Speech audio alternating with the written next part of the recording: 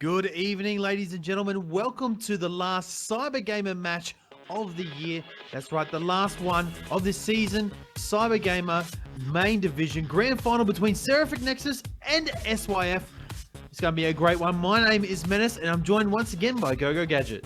Yeah, great to be here, of course, Mennace, and we've got a pretty good match in store for everyone. Seraphic Nexus and SYF, they're playing it out for the top prize right here, of course, $700. Nice chunk of change in the CGM grand final for the winner, and of course, second place takes home $350 as well, so not too bad. But while we're here, Mennace, just as we're getting into the picks and bans, let's just give a quick shout out to the sponsors of the CGPL, being M-Wave, Sound Blaster, Western Digital, AMD, and BenQ. But it looks like we've already got some bans, in fact, all of the bans coming out from both teams, Mennace.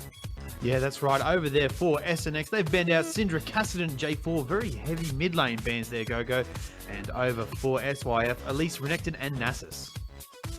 Yeah, so I already like these Seraphic Nexus bans. I mean, they've taken out Syndra very strong at the moment, and Cassidy as well. So potentially a few targets towards the mid laner for SYF, and Jarvan, you know, a fairly kind of blanket standard ban back in Season 3, but I'm not too sure whether Jarvan is as strong on this 3.14 patch. Of course, we are playing on the live client right here, so everything is, you know, really still up in the air. Yeah, I believe there's some changes to the Relic Shield that are in progress right now, GoGo. So I don't know if that's actually been brought in. I know it was on the cards. But anyway, nonetheless, we've got the first lock in for SNX, Lee Sin. Straight away over there for SYF, they've locked in Annie as well as Shyvana. Two very strong picks, GoGo. And I believe that maybe SNX have missed out there, picking up a really good support over there for SYF. Yeah, Seraphic Nexus, I mean, locking in the Lee Sin, very strong jungler on the 3.14 patch. But then again, you look over on SYF's side, and they definitely have got two very good, you know, starting picks. Annie, of course, completely dominates that bottom lane right now with the recent changes to support gold flow, and of course Shyvana up in the top lane, you know, can farm so easily, just get really tanky in either split push or, you know, team fight, and can really wreak havoc up there. But Seraphic Nexus, they've locked in that Caitlyn and Jax, so going to be taking Jax up against Shyvana. It's going to be a little bit of a tough lane for Seraphic Nexus up there, but still a little bit of skill involved in that matchup, so we'll have to see how it goes. Yeah, that Caitlyn pick is something I thought they might go with after Annie being locked in there. Very safe ADC, got Calvinet to get away, as well as a long range for a bit of poke. So I like that pickup against Annie, but still Annie is very strong, GoGo. Over there for SYF, though, they've locked in a Riven as well as Lucian. I can't believe Lucian has made it through so many picks and even the bans at this stage. Yeah, that's right. I mean, Lucian, very, very strong AD on 3.14. You know, even previous to that, of course, but that Annie Lucian lane is something that we've seen recently over the weekend on the CGPL LAN, where Lucian was just a top-tier pick throughout the entire LAN, and also, of course, internationally as well. But that Lucian Annie bottom lane, very, very strong. High kill potential, can really snowball. And I think that's exactly what SYF Gaming are going for down there. It's up to Seraphic Nexus now to respond. Yeah, they're hovering over Zed. Nidalee actually making it this far as well, GoGo. There's so many good picks here that were available on the board that just, I guess, no one was able to take away straight up. And there it is, locked in Nidalee for the mid lane there, as well as Thresh for the bottom lane, accompanying that Caitlyn. Now it's just up to SYF to pick what I think may be their top laner, their mid laner. They've already locked in the Riven. I dare say she might be going up in the top lane and have Shyvana jungle, GoGo. Yeah, I'd maybe even say that Riven could be going towards the middle lane for SYF. Of course, we'll have to wait and see how that plays out, but you know, Riven, of course, we've seen picked recently, even I think even in Korea for the middle lane, over in North America as well. But who knows, SYF, they certainly, you know, do have that option. For now, though, looks like that last pick there, thinking about an Orianna. Yeah, switching over to the Zyra now. Between the two, it looks like it may be the mid lane pick for SYF, and it is locked in. Orianna will be mid, so it's going to be Riven up in the top lane We're going to have Shyvana in the jungle for that one, GoGo. Down the bottom lane, a very, very strong lane of Lucian and Annie. I really like SYF's team here. Yeah, absolutely. SYF, they are looking very, very strong. And, you know, of course, Penty, who is probably going to play, who is, of course, the mid laner for SYF, he's going to be on this Orianna this game. And Orianna against Nidalee, you know, pretty favourable matchup for Orianna, of course. Early on, Nidalee can still, you know, probably sustain through those auto attacks that Orianna's going to be putting out a lot of in that middle lane. So it's going to be a bit of an even matchup there. But you're right, man. It's this bottom lane. It's going to have a lot of action in it. You know, we've got Caitlyn Thresh on one side. You know, if we see a gank from Lee Sin coming in there, then that could be that could spell death for either of the SYF laners. But equally on the side of SYF, and they could absolutely just go for the 2v2 all in and probably come out on top with their lane combo. Yeah, looking at SNX's build here, with their team comp, I really actually like it as well. It's a very balanced team composition between the poke as well as the all-ins. You have Nidalee, who does a bit of both. Both Lee Sin and Jax can go in the front lines, build super tanky and able to soak up quite a bit of the damage that I dare say Lucy and Orianna will be putting out. While you're in the back line, you've got, you know, Thresh, who's very good at protecting the carries. Caitlyn, who is super mobile and very easy to get out of those sticky situations. So SNX really do have a good lineup as well. In terms of power, I just think SYF have picked the better ones here.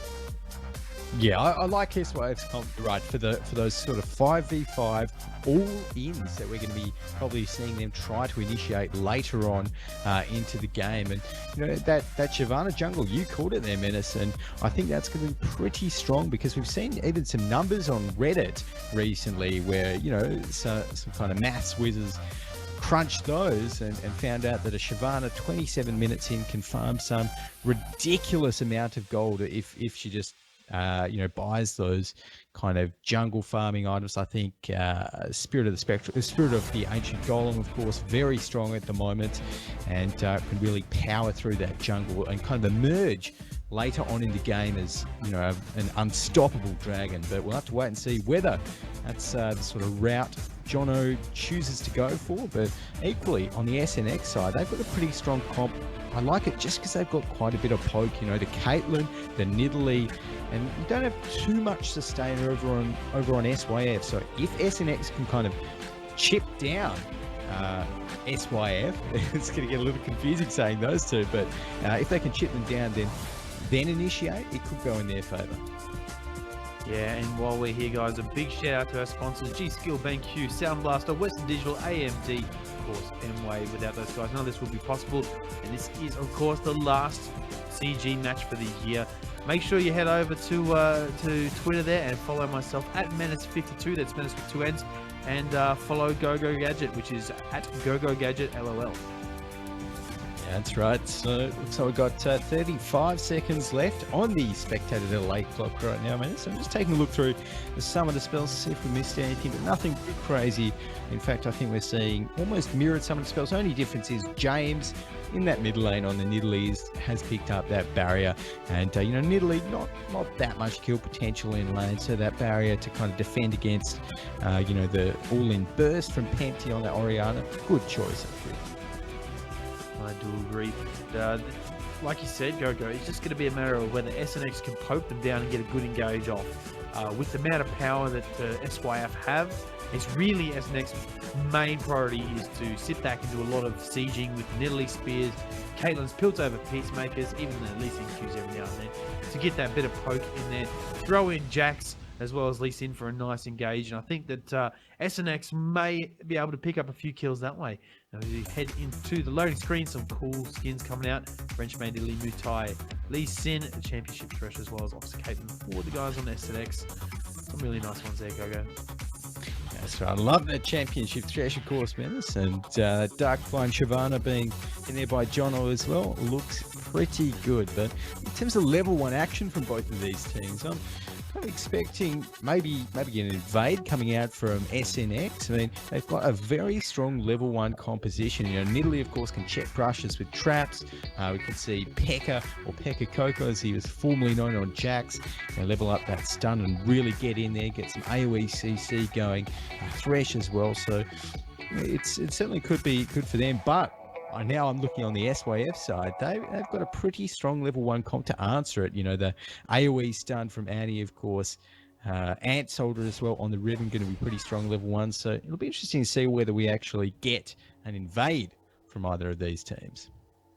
Yeah, and there we go. So no relic shields picked up over for SYF. Over though on SNX, I think they're still maybe sighting. I don't know.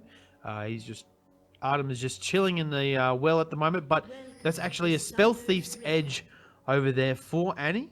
And that, of course, gives you ability power, mana regen, as well as the GP10. Your basic attacks against champions will grant 4 gold, and for every 10 seconds, that cooldown will be off. Killing a minion will disable the passive. So that's one of the new items for you guys, if you weren't sure on that one. Haven't gone for the relic shield this time, GoGo. I believe it must be changed, as a spear lands onto Riven already. Poke coming out, and Soldier will be heading back to base after that one.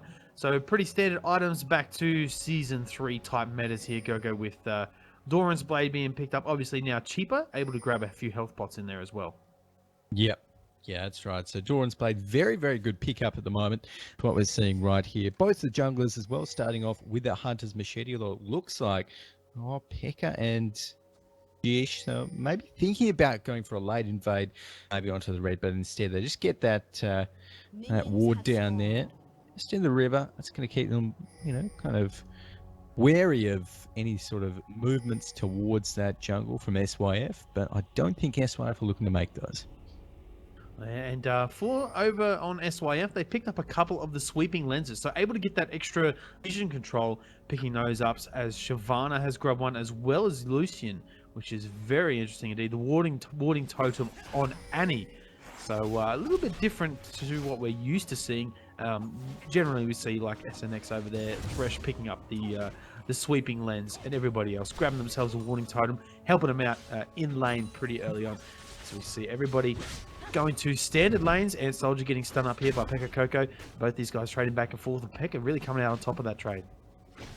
Yeah, it was. It was a great trade there by Pekka. Really, you can tell that he's very familiar with this Jax he's playing up there in the top lane. But in the meantime, down the bottom lane, looks like Artem really using that range to his advantage as we get the pause coming out. But, when the SYF lane isn't all-inning Artem and Jish, then of course Artem is going to have that advantage playing that very high range Caitlyn as an AD. So Kev's just going to have to watch out for that poke. Yeah, you can see Annie has got her stun up at the moment. He's picked up the Incinerate, which is the AoE type stun. Maybe wait till level 2 to do the old combo. I think that this lane will change very quickly down here in the bottom lane, as you can see already. Artem as well as Jish in control at the moment, and there is the sweeping lens coming out and gaining control of this bottom lane already, GoGo. Yeah, it is. So it is to see that coming out nice and early there. It looks like just got the repause coming out as well. So looks like a little bit of lag. So hopefully that's all sorted out nice and quickly. But yeah, we're barely into the game. We can already see, in fact, that Artem is 5 CS to the 1 of Kevsters. So doing a really nice job CSing there so far. And, he'll probably be able to keep it up, of course. Very highly mechanically skilled player there on that Caitlyn. And, of course, these are, challenger tier in the 5v5 queue. Yeah, that's right. The ranked teams 5v5. Most of these guys around a couple of challenges, a couple of diamonds, a couple of golds in there as well. So you can see both the junglers clearing out the buff and moving to the other side of the map there, top half, and clearing out their buffs. So no real jungle clears at the moment. We'll have to see if they want to go out and do some ganking here, GoGo, or whether they move on and clear out the jungle, which we have seen quite a bit of the junglers doing at the moment. You can see actually both of them moving towards this top lane. There is no wards up there for Ant Soldier on that Riven, so he doesn't know that Lee Sin's there at all. Prince there chilling out in the brush. You can see now Pekka does miss the stun onto Ed Soldier, and he will be dashing away, waiting for Prince. There's a slow. There's a Q as well. This could be trouble for Prince, though. In comes Jono with that Shyvana. Very strong AoE. Ed Soldier coming back in. These guys trading back and forth. Yeah, they've got to be able to just back away. Misses the Q, and Prince just going to chill out in lane.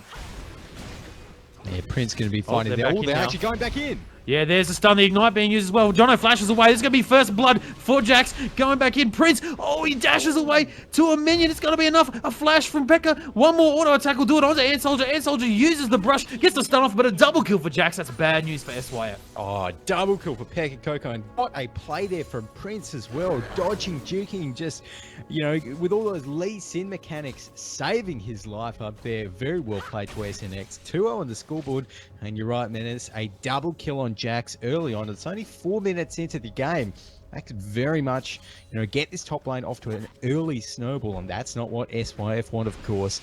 You know, Jax, who's got an advantage early on, that means that he's pretty much going to have a fine time farming for the rest of the laning phase, and could spell trouble for SYF later on. Yeah, I agree. Death Sentence land, though, onto Kevstar down the back, dashes away the flat. He does land, if I could say it, as a Piltover Peacemaker comes over the top, and a very, very low Lucian. Dangerous at the moment for this bottom lane. Looks like it there, but in the meantime as well, mid. Oh, midline Pempty being engaged on here from Prince, but he will dash back to a ward using the safeguard to escape. He's got himself that blue buff. Yeah, I was going to mention, Gogo, that Jax picked up double buffs there from Shyvana, so that's that's really trouble for Ant Soldier up there on that Riven. Yeah, there's no way that Ant Soldier will be able to trade with Pekka now that he's got the double buffs down. You can see Soldier, he's returned to lane just with a longsword, a few extra health pots. In the meantime, Pekka, he has a phage on him and, of course, those double buffs. So he's going to be doing so much damage. I'm sure soon he may even get a bit of a level advantage. Oh, a flash down bottom. Artem gets completely destroyed. The Ignite as well. And now BTK as well as Kevstar going down onto Jish on that Thresh. Throws out the Lantern. I don't think he will live very long. He flashes away at the last second. A good engage there. And that is the danger of Annie, Gogo. Wow. Yeah, I tell you what, BTK, very aggressive right there. But, you know, you're exactly right. Without vision into the brush, there was just no way that Artem, you know, kind of, I suppose, should have been standing there. It was a little bit risky for him, and he paid the price. BTK, of course, with a great flash combo there, used the Ignite, and that was it for Artem. Of course, Kevsters didn't even, you know, manage to get on the kill. BTK did so much damage. All right, so we have a bit of an issue here, as Artem has dropped his drink on his computer and is raging subsequently. Hopefully he hasn't ruined his keyboard, and this won't take too long here, Gogo. But that may be the cause of a scary flash, Annie. He's just gone and crapped his pants, thrown his drink on the keyboard. Oh, we're back out of it. Oh, there we are. Okay, so hopefully Artem's all good now, but yeah, who knows? That might have been the reason, or he might have just been so scared from BTK's flash after that, he knocked the drink over. But nonetheless, going to be taking a look over in the middle lane now. James on this Nidalee. You know, he's got that tier very early on, getting that one stacked up, and that's a pretty good buy for him. Of course, you know, getting it early on, 6-minute mark is, you know, relative time you can expect to be picking up that one, and it looks like a Chalice is on Pempty now as well. Wow, James taking a lot of damage there between trying to get in cat form and do some damage to Pempty. Pempty just able to poke James out at the moment. He throws down a few health pots as well as a heal, trying to regain some of that health. But the tray's not working too well for James. You see Shyvana moving around here towards the mid lane. And Ward being chucked down. And the brush there from Shyvana. I think they smell what's happening here. You can see Lee Sin, though, moving around the top. Will get spotted by that Ward. So Pempty can see what's happening. This may be a bait. The Nidalee spear not quite landing there. James getting in position. Prince just chilling out in the brush. This is a very long standoff here between the two junglers. Yeah. Both of them waiting in the brush. Oh, it is right now at the moment, but James in the mid lane is going to be fine. Jono there, interesting. Jono's dedicated a lot of his time to ganking early on as Shyvana instead of farming, and I'm not too sure if it's working out for him at the moment. You know, he did give that kill earlier on onto Pekka up in the top lane, and now he's about even with Prince in CS. Oh, bottom lane, death sentence lands as Kevster walked on a Yordle snap trap. Big trouble for him. There's a stun from Manny. Is it going to be enough? The barrier comes out. He uses the dark passage. One more auto attack. Artem throws out the barrier flash as well. It will not be enough though. Artem takes a turret hit. This could be big trouble for him. An auto attack will take him down. Artem destroyed there. A little bit outplayed from Kevster. Now chasing down. Thresh being played by Jish. Wow, so close there, GoGo. Yeah, and in the mid lane as well, the Ignite of Empty was burnt, trying to burst down James because, of course, you know, James being that Cougar in Cougar form, not going to be taking too much damage. Oh no, he's in trouble now. Mid lane, James in lots of trouble as Jono just ulties and comes in, destroys him. Yes, so much action all around the map right now. 8-minute stage of the game. We're already seeing 5 kills, Mennace. So it's action-packed, you know, way to start off this grand final of the CGM. Oh no, Kev's in trouble here. The death sentence comes out as well as the dark passage, but Annie picks up the kill on the turret on the Thresh as Prince comes in, does a lot of damage here. He's going to get himself a double kill. Maybe he'll feed it over to Artem. Oh no, Annie destroys him at the end anyway. And so Artem comes in and gets the shutdown. Both Pempty and Jono looking to come down for the team fight, but not going to happen. BTK is doing an amazing job on this support Annie so far. 4-1-0, and of course, it's slightly unfortunate that Kevsters hasn't picked up any of these kills, but you know, whenever BTK can get one, he is going straight for it. Flash, Ignite, whatever he needs to burn, he's doing that, and it is great to see such aggressive play. And I think SNX are just being caught a little bit off guard potentially by this, you know, really aggressive play here from BTK. Yeah, that's really the story of this bottom lane is just pretty much Annie. You see up at the top lane, Soldier, Pekka Coco just trading back and forth. I think fairly even now. Picked up a Doran's Blade as well as that longsword that he did pick up earlier. And these two are just trying their best to trade it, win the trades, and get the CC as well as the damage onto their enemy. Jono looked like he might want to poke around for a gank up in this top lane. Decides against it, goes into his golems and continues farming. Yeah, that's right. So Jono's going to be fine over there. But in the meantime, we did see, I think, a ward cleared out there by SYF down in the bottom lane. But I think SNX, Seraphic Nexus, they're going to put down a ward of their own and clear that one out. So not too much vision given either way there. And up in the top lane, though, it looks like Jono's looking for a gank. Yeah, he'll be joined by Prince, though, both on the turret here. Big trouble for Soldier. The ultimate comes across from Shyvana. Does get destroyed. A flash away from Jax. Will make him survive those turret hits that you can see here. Just getting chased by Jono. I don't think this is going to end too well, though, for Jono. They're both falling very low. Maybe a double kill here, though, for Jono. He's going to turn it around. One more auto attack will do it. He gets a double kill. Wow, Shyvana is OP. Go. Yeah, and in the meantime, down the bottom lane, we've seen 2 kills. Now Kestis is in trouble. Kevs is auto attacking away here from Artem. One more will do it. He just stands still. Artem on a killing spree. Now 3 for 2. That's really good work for Artem.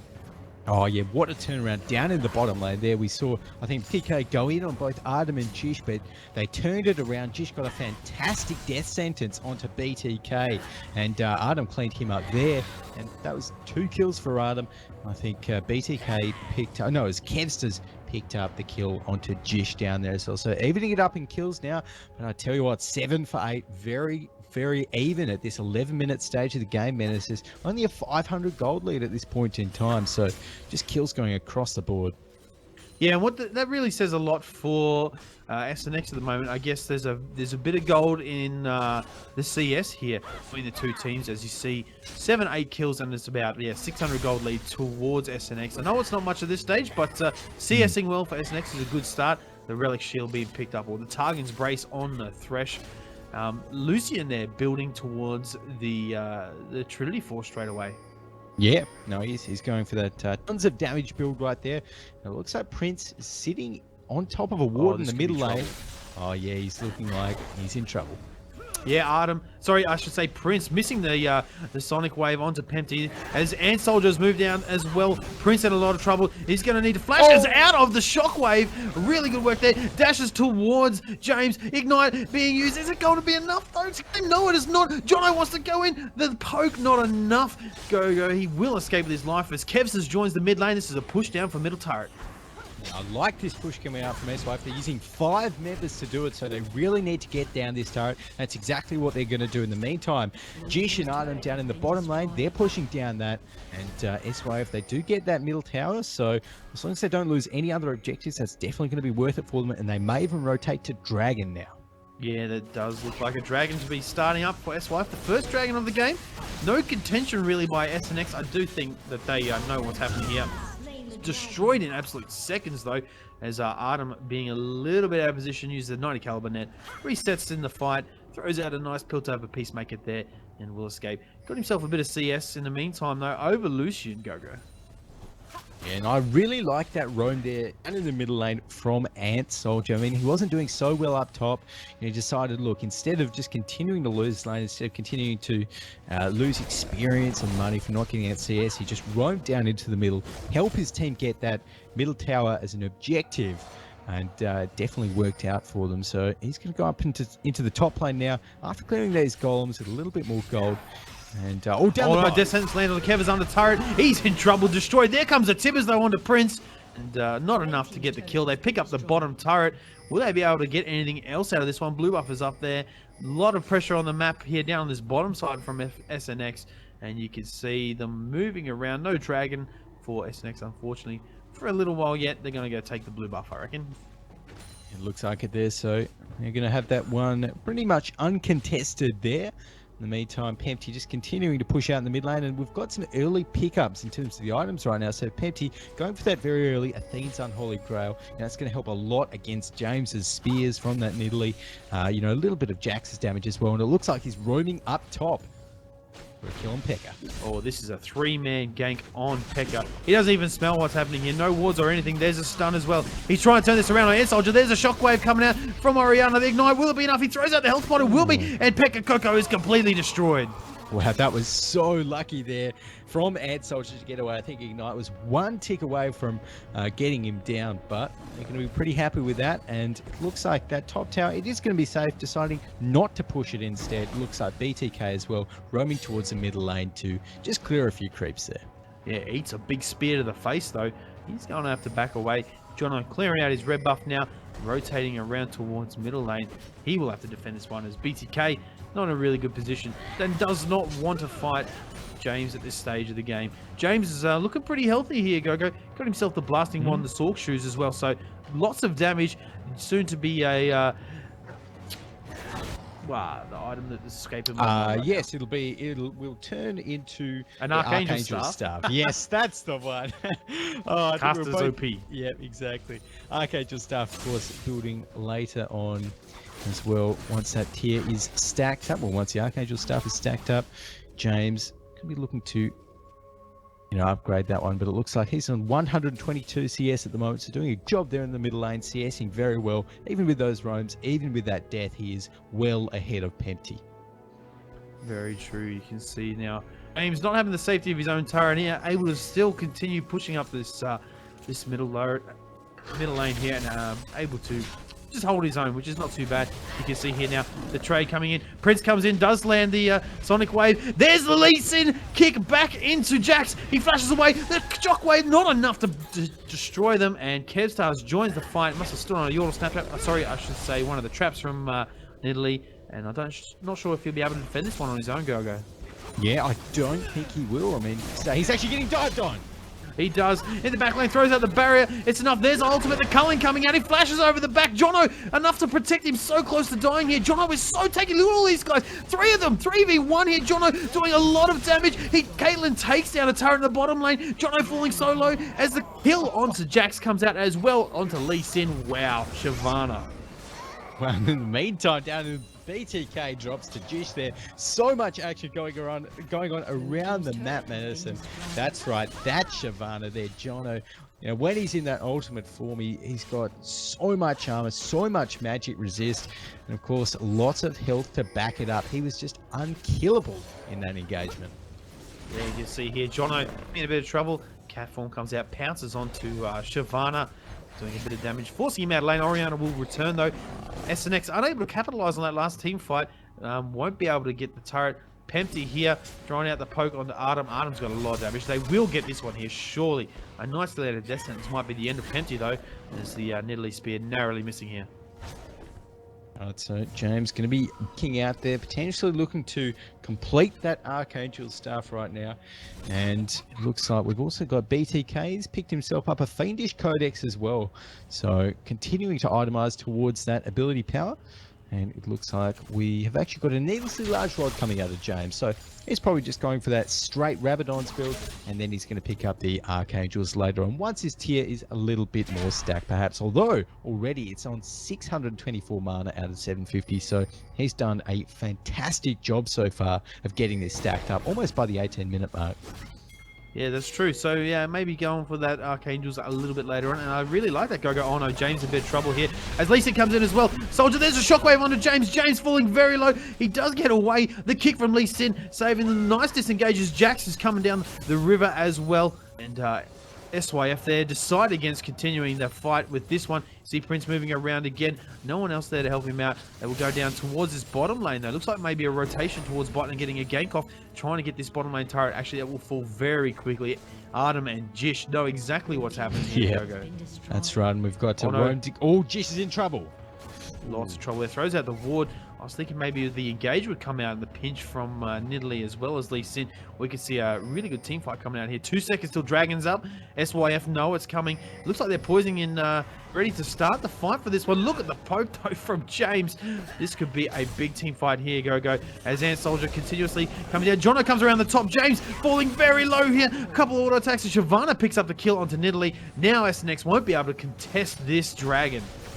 No way that all the SNX are going to be testing that one. Maybe try for a steal. Prince, I mean, he is Lee Sin. He's got those Lee Sin mechanics. Not going to happen, though. That Dragon is picked up there by Jono. So, nice Dragon there. That's actually going to extend the gold lead to about 1,000 gold at this 19-minute stage. Still, a very, very close game. And, James there, a little bit unfortunate. If he was able to stay alive there, he potentially could have poked down SYF to a situation where they were low enough they could have gone in. Not to be, though. You can see now this may be a trade between tier 2 turrets as Jish and Prince now desperately trying to protect this lane. The Lantern comes out the dark passage there from Thresh, trying to grab Caitlyn right in. As you see, Jax is still up in this top lane. He did a lot of damage in that one push there. You can see the top turret already down to 600 health, down from 2,550, so well under a quarter health. They might be able to get this middle turret as well. Jono coming around the side. This could be big trouble though for SNX. Jono is very, very tanky, Gogo. Yes, he is right now, and with the ultimate form, even tankier. And of course, with that Locket of the Iron Slayer. Oh, a big shockwave comes out the box as well as the ultimate from Jono over the top. The culling doing all the damage in the world. He picks up a double kill as well. Wow, that is just huge plays from SYF Gogo. Will they be able to get any more? Jono stands on the snap trap, and the Piltover Peacemaker, they're doing a lot of damage. Oh, Prince comes in. Will it be enough? No, Shyvana just turns around and just spews fire on his face. Jax picks up a kill on Annie around the back. Pekka falling very low. He's trying to get the one kill, and Caitlyn picks up the kill onto Lucian. And Artem, the only one left alive for SNX now. He's in trouble. He gets stunned on from Ant Soldier. Jono coming around as well. Artem throws out the flash. Will it be enough to get away? Barrier comes out. He does escape, but will not be able to defend this one, Gogo. Wow, so much action there in the middle lane, and Prince there was a little bit trying to go for a little bit of a heroic play by going right back in, but SYF just melted him on that Lee Sin. And I think Jono at the moment, he's going to be pretty happy because he was taking frontline aggro for so long in that fight, but they just don't have the damage to take him. He's got too much resist, much health in that dragon form as well, that it's just impossible for them to take him down. Yep. That is a very, very tanky Shyvana. And I can't believe how much damage she is doing at the moment as well, Gogo. Definitely going to be targeted in the next game, guys. Don't forget, this is a best of 3 CGM Grand Final, the last Cyber Gamer match of the year. My name is Mennace. I'm joined by GoGoGadget. If you are just joining us, thank you very much for watching. This is the first game in the best of 3. Next game should be a pretty good one. At the moment, though, SYF a little bit ahead, Gogo. Yeah, that's right. SYF, they're in a pretty commanding position at the moment. But, of course, SNX, they can... Oh, no, they've caught out Jono. Ooh, almost. Oh no, quickly turned around. The Tibbers burst included with Jono's damage is not enough. You say they've caught out Jono? I don't think so, Go. Wow, not at all. BTK on that support Annie. He's a Deathfire grasp right now. A DFG 22 minutes in on a support Annie. Let's not forget the Sawtooth and Frostfang as well. Oh no, Kevster in trouble, dashes over the wall. Nice play by Prince, but Pekka goes in. 1v4, not knowing what's happening here. He tries to get the kill onto Kevster. Kevster flash away. Jono, once again, being that huge frontline beast that he is, as Nidalee tries to sneak around the back, pick up a kill onto Kevster. It's not enough. Jono throws out the ultimate, gets to slow onto both Pekka as well as Artem, but it's not enough. Ooh, wow. What an engage there, and great protection from BTK. I think Kev's just got very, very low in that fight. He's getting dived onto by James, but BTK got the Tibbers down, got the stun down, saved him from that one. And Penty as well, playing such a good Orianna this game. He's got some really clutch shockwaves so far, and it's just so hard for Seraphic Nexus to move in these fights. Between the shockwave, the Dragon's Descent, and the stun Tibbers, they just can't go anywhere and can't do anything. And these fights are so one-sided in SYSY at the moment. Yes, and I think it just all boils down to the amazing champions that SYF have picked up. Shyvana, Lucian, and Annie. It's just SNX really let them have those picks, and it wasn't even first picks either side. So really some of these really top champions making it through, and you can see BTK not even scared to take on Nidalee at this stage, as he's almost got as much items. Yeah, wow, BTK, what a legend on this event right here. And he's even got some money saved up in the bank as well, but it's he's still maintaining the vision control that SYF have got at the moment. They've got lots of wards around the top and kind of bottom entrances to the middle lane in the river there. And looks like Ad Soldier says apparently someone's lagging right there, but hopefully we can get that sorted out as soon as possible. We've had a couple of pauses this game, but they've all been very short, so hopefully this one is as well. Yeah, and while we're in this pause, guys, I might mention that here at Team Down TV, we're going to give away some skin codes, I believe, Cyanide, in the chat there, a little competition that we'll be running, so make sure you pay attention to the chat, guys, and go on the chance to win the skin codes that we are giving away as we head out of this pause. Go. And now it's up to SNX. They need to really turn this around. A couple of good picks, a couple of good team fights. You see, though, Pekka Coco really far up in this top lane. Yeah, Pekka Coco at the moment, he is very, very confident in his ability to 1v1 Ant Soldier. He's got himself that Triforce. He's working towards a Blade of the Ruined King. So, he really just wants to stick up in that top lane, continue to kind of split push, force SYF to send a few members away from, the main body of Seraphic Nexus to kind of distract them. And I think that's a good strategy, because if they can maybe split up the mid lane, then the rest of SNX could potentially look to engage on an undermanned SYF team. Yeah, but still very dangerous. It's just Jono is very strong. Picking up the Randall's Omen as well, complementing that Locket of the Iron Solari and the Spirit of the Ancient Golem. How much health is he sitting on here, Go? He has 3,040 health. That's a ridiculous amount of health. In there with 220 armor and a little bit of magic resist, not as much, but yeah, wow. Like, that's a really good pickup for him. You can see that Nidalee really not doing as much damage as the rest of the physical damage dealers on SNX. That Randall's Omen is really going to be helping out. Yeah, it is. And once Jono gets in that ultimate form, gains an extra 15 armor and magic resist from that passive, and oh no, James gets caught and destroyed by BTK. That's the mid laner just destroyed from the support. That is ridiculous. Oh, BTK, what a legend on this support Addy. I think it's fair to say we've seen a lot of support Addies over the course of the weekend and recently Mennace in the Oceanic scene, but BTK, he's going monstrous. He's going huge on this support Addy this game. 5, 4, and 7, only 29 CS, but look at those items as well, and he's just been 100 to 0ing whoever he wants. It's bad news when your mid laner gets one shot by the support. Yeah. That's not good at all. No, this crazy meta here, Go. This crazy meta with all the golden mode. Prince now, Jono in the jungle. He grabs on a PTK though. The flash comes out. good little get there for SNX, but at least they won't be copping any flash tibbers in the face. Yeah, SNX going to be pretty happy with that one there. You know, as long as they just kind of stay at range, continue to let James poke and just try and not get insta-burst by BTK, they should be fine. Oh no, there's a shockwave in the mid lane though. Jono being all the tank in the world as well as the box coming out from Thresh. It's not enough. James trying his best to do the damage on the Pempty. It's not enough. Ace in the hole doesn't land. Jono blocks it. And BTK once again down here doing damage to James. Ignite, Dwell ticking away. Prince uses the kick to get Jono away from his Nidalee, and Nidalee will survive. Yeah, that was a very nice little juke there. But The dark passage there from Jax, enough to escape. The death sentence doesn't land, but Lucian picks up the kill anyway. He's continuing the chase here. Kevs is wanting more blood. Dodges the Yordle snap trap as well, and SNX just kiting him around the map. This is not good news for SYF. And SNX are doing a good job right here, just by kiting, you know, getting those spears out and disengaging. That's what they really need to do at the moment, because they are far enough behind that they cannot fight SYF in a whole 5v5 all-in engagement under any circumstances. Pretty much SYF would just destroy them, like we've been seeing. So SNX really just need to continue trying to disengage, trying to get these picks. Yeah, you can see now SNX moving up back around towards this mid lane. BTK wants to get the engage. Sonic Wave landing. It's scary when Elysian does not want to go in on a lone support out there. It's just a good decision not to fight that.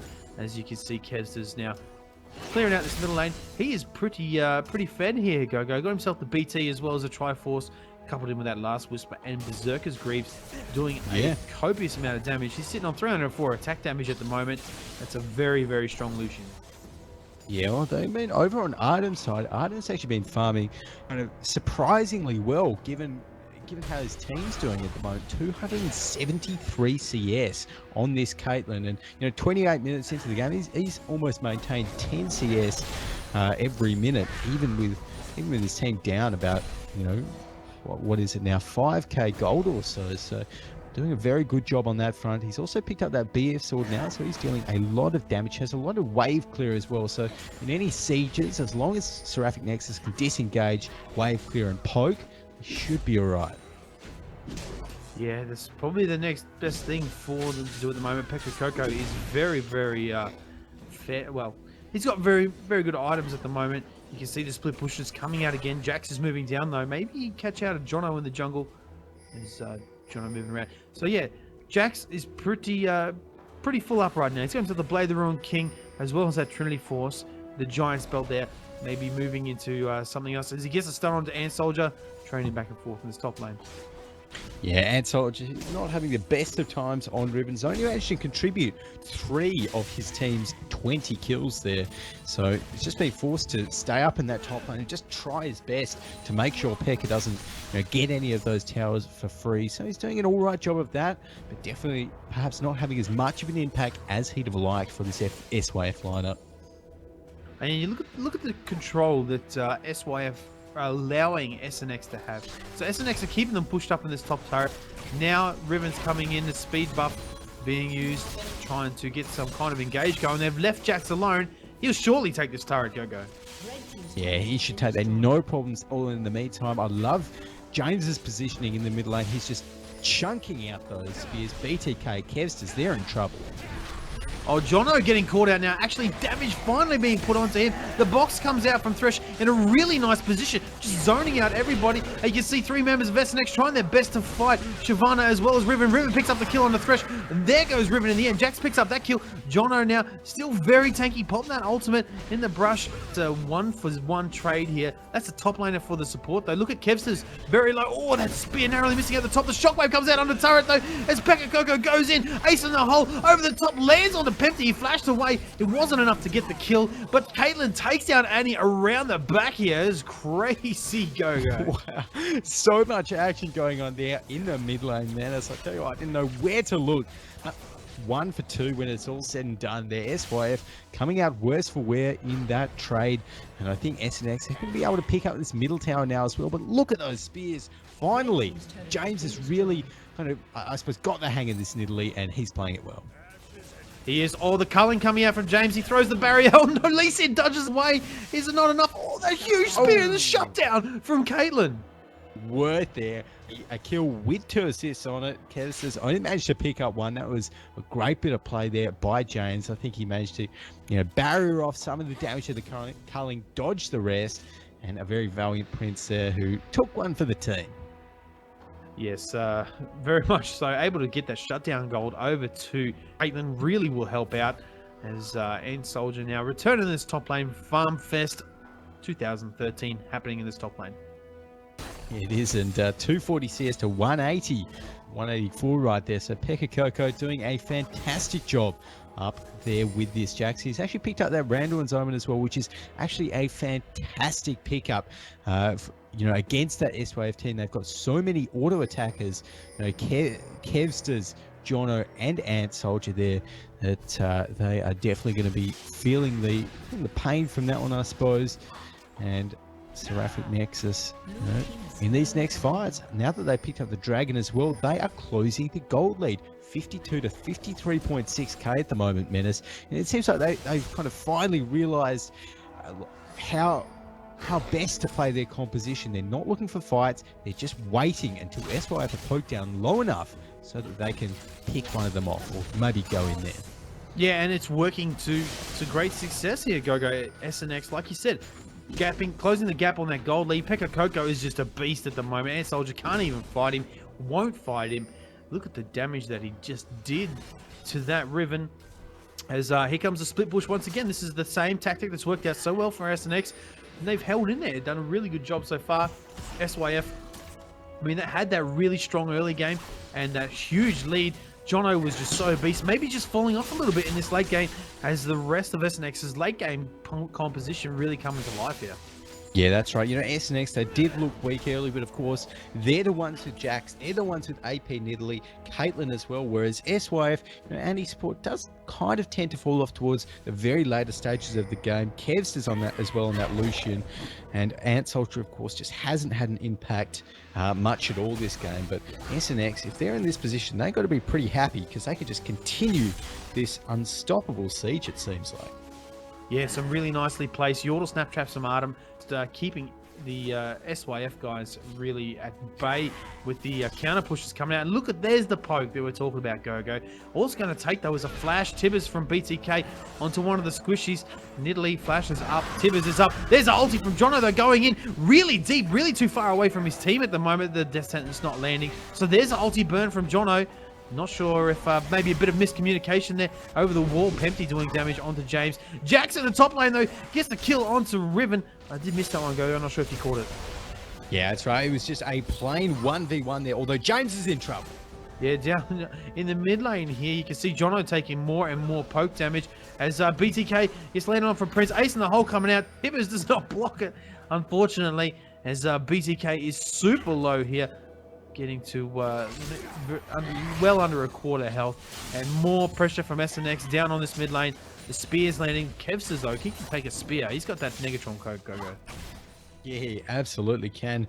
He's, starting to build up that magic resist, and once that turns into a Banshee's Veil, he should be a lot better off. But for now, though, until then, he's still going to be feeling the pain, and it looks like Seraphic Nexus going to be backing out, picking up some more items. They've got a lot of gold in the bank, and they're going to be transforming that into some power. So, in terms of the pickups, let's take a look at what we've got on their side. We've got the workings of a Banshee's Veil on Caitlyn there. We've got a Void Staff actually on James. That's a huge pickup. That means that now any spears that hit Jono, as well as the rest of SYF, are going to be dealing a lot of damage. And when their frontline tank can get chunked down by the spears as well, that's going to mean even more trouble for SYF.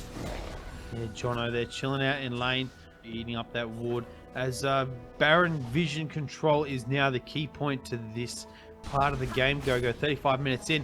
We're pretty much at breaking point for either side. One good team fight will end it for the victor of that one. And Baron could be the start of it here.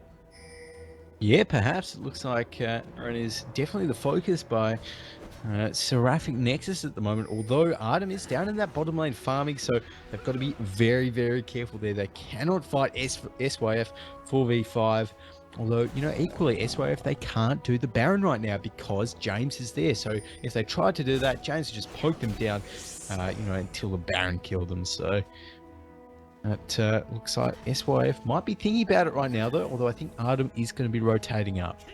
Yeah, he does move up the top. Sonic Wave landing on Johnny Vision as well. Oh no, James is trouble. The flash comes out as well as the barrier. Ignite ticking down. The heal will be enough to save him. Big plays there from SYF. Pansy almost picking that one up. Twin good shadows coming out. I don't think this is a good position for SNX now, as SYF really want to get this Baron. Yeah, they do. Oh, the spear! As well as the Death Sentence landing on the Kevsters. Jax comes in though, gets stunned in the middle, picks up the kill on Annie. Shyvana takes him out the box in the middle of the teamfight. Culling coming across onto Prince.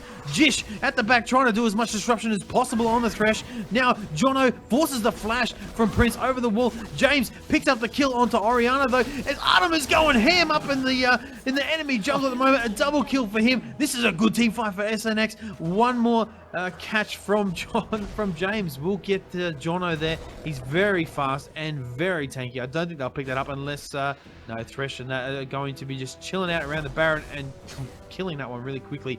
Well played by SNX on that one. Good positioning from Artem.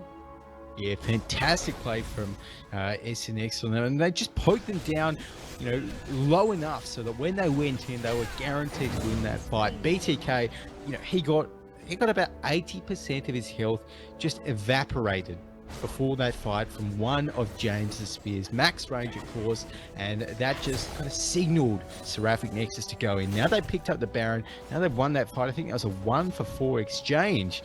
Well and truly in their favor. You know, it's getting to the point of the game now where SYF, now they're behind in gold.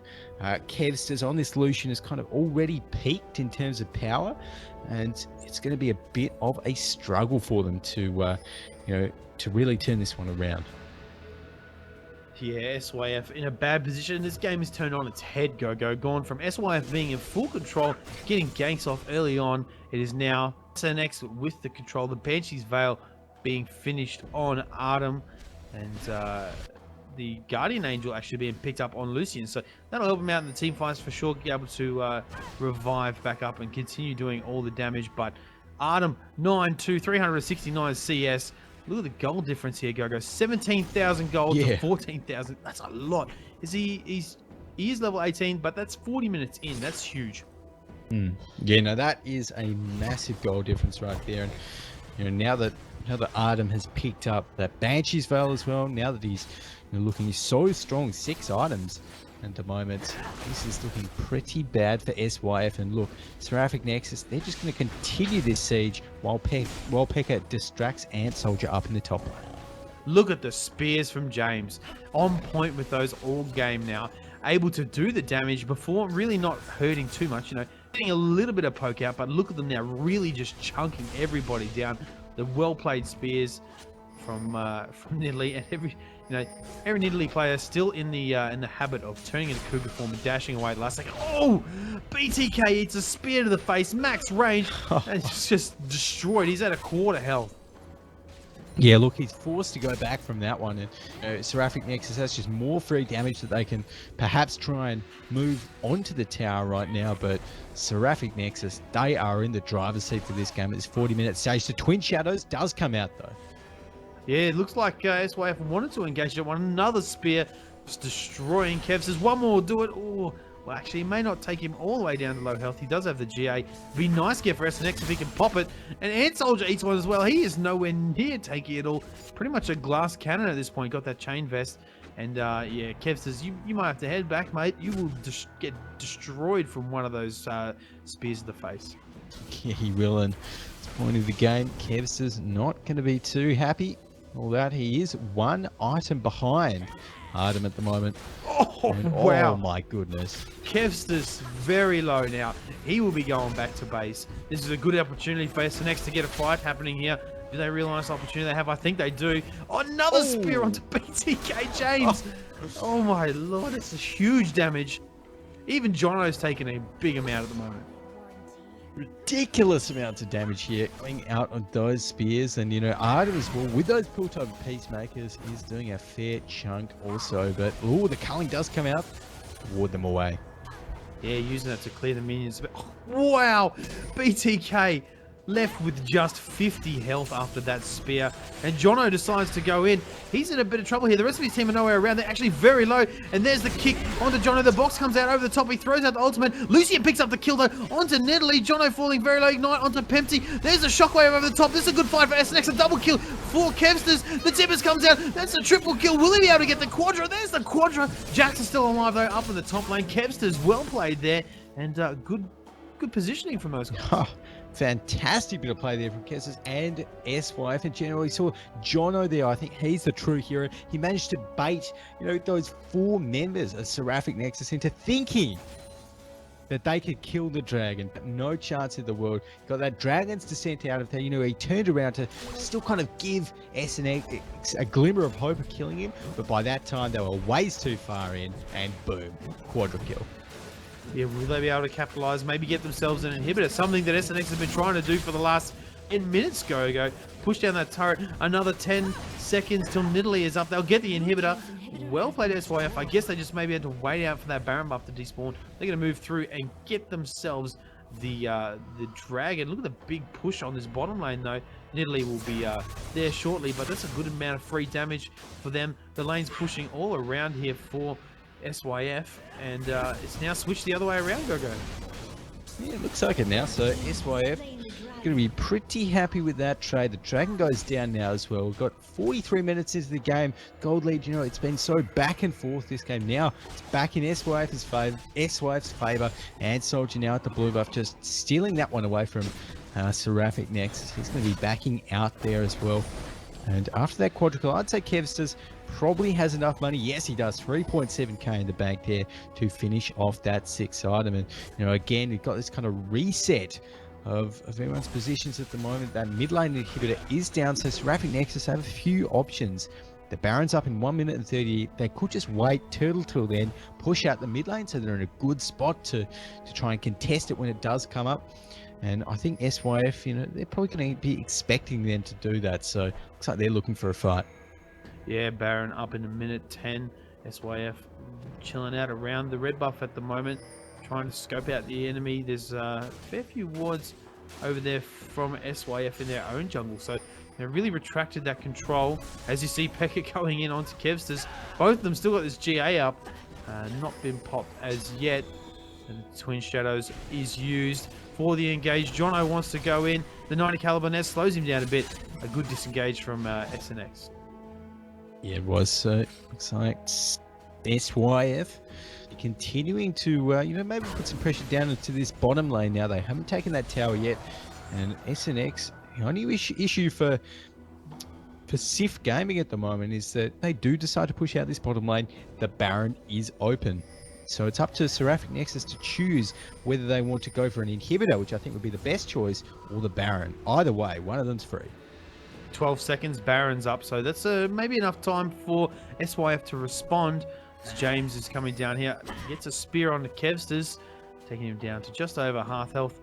As you see, Baron starting now, the timer to a T from SNX. They'll quickly take that one down. Look at the damage that Artem is doing here. The big crits coming out, and they'll take that one. Pretty much no contention here from SYF. Now they're going to look for the engage on the team fight. Still very healthy after that one. All of them at pretty much max level. Up around the high 60s. Oh, the spear over the top. Ace in a hole on the Kevsters. Where's the engage? Prince doesn't quite land the shockwave. The flash, though, does land the death sentence over the top. Pempty throws out the Zhonya's. Pekka Coco in the middle of everyone. Tibbers comes out. Lisa picks up the kill onto Annie. Pekka Coco falling so low. He leaps over the back onto Pempty. Pempty throws out the shield. The GA is popped. Caitlyn picks up the kill onto Lucian around the back. Artem is moving around to get some of those free auto attacks off the death sentence onto Ant Soldier. He's still got the GA. Prince slowing everyone down. Ant Soldier will get popped into the GA. He won't be long for this world, GoGo. No, Yuna. There he goes. Goes down to Artem. And what a start to that fight. They came from the Baron area. I'm not sure if SYF were expecting them.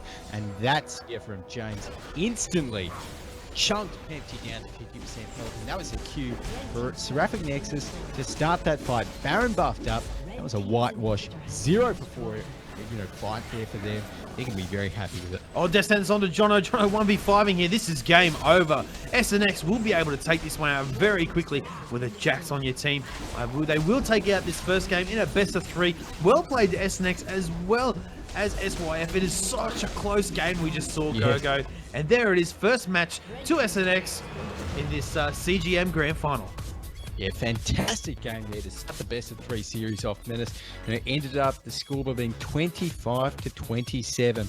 Very, very close in terms of kills, in terms of gold throughout the entire match. But in the end, we thought that SYF maybe had enough to end it earlier on, but no. Seraphic Nexus, they stayed up, they got the Baron, they got that fantastic engage with all those spears, and I think in the end, by the 46-minute stage of the game, their comp just paid off. All right, guys, we're going to take a quick break here. We'll be right back with Game 2 in the CGM Grand Final, brought to you by AMD G-Skill, Sound Blaster, BenQ, Western Digital, and M-Wave. My name is Mennace. I'm joined by GoGoGadget here at Team Down TV. We'll be right back, guys.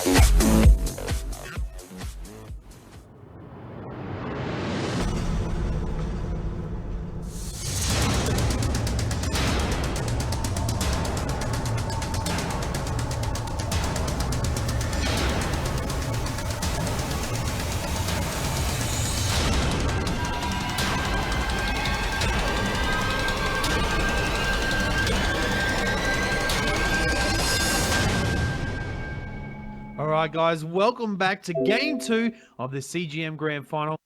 The last Cyber Gamer match of the year. My name is Mennace. I'm joined here again by GoGoGadget. Yes, what a first game we just saw. Mennace, of course, Seraphic Nexus taking that one out. And it's now down to SYF Gaming to kind of respond. But I feel as though this game as well, it's going to be very, very close. Especially now that SYF Gaming, they've kind of learned a little bit more about Seraphic Nexus. They've learned what bans they might kind of adapt to this game. They've already taken out the Jax. And of course, their last ban is just coming up now as well. So I think whatever happens now, we're in for another tight one. Yeah, Nasus being taken away as well. That's I guess they don't want to play against the Nasus. So as we talked about last game, very different bans coming out from SNX. The first pick over there for SYF though could quite well be still the Lucian, which we saw last game. He didn't do badly at all. Still a very strong champion, but we'll have to see what SYF decide to pick up. As J4 is available, that was banned out last game, Gogo. So maybe a hot favorite for SYF. Yeah, maybe we'll have to wait and see. I mean, I think that Prince, so this game, oh, well, there you go. Looks like he is definitely, yeah, and so to think about that, Jarvan the fourth, they're probably going to be locking that one in. Like you said, last game was banned out by Seraphic Nexus, but I think Seraphic Nexus, they're going to be pretty happy if they can get their Lee Sin this game as well. You know, Prince on that Lee Sin really did work early on, contributed to lots of his teams. You know, early game kills, got that top lane off to a fantastic 2-0 start, and I think that could have been potentially just what held SNX in the game long enough for them to take the win. So we'll have to wait and see what they're picking now, though. Oh, Pekka Coco just taunting Dance Soldier here, hovering over Riven. But yeah, so locked in J4, Jono will be playing the J4. There's something I guess he really feels comfortable on, and something that SNS are kind of fearing. Obviously not as much as that huge Shyvana and Annie that was in the previous game. The first 20 minutes to a half hour was really a struggle for SNX. They held on, came back in the end. The siege poke from their team composition held out really well actually against SYF. So I guess you say all-in type OP champions that they had with Lucy and Shyvana as well as Annie in there. And there's a lock-in for Pekka Coco, so he wasn't really taunting. He's actually wanting to play that Riven. There's a Vi lock in there as well, Gogo.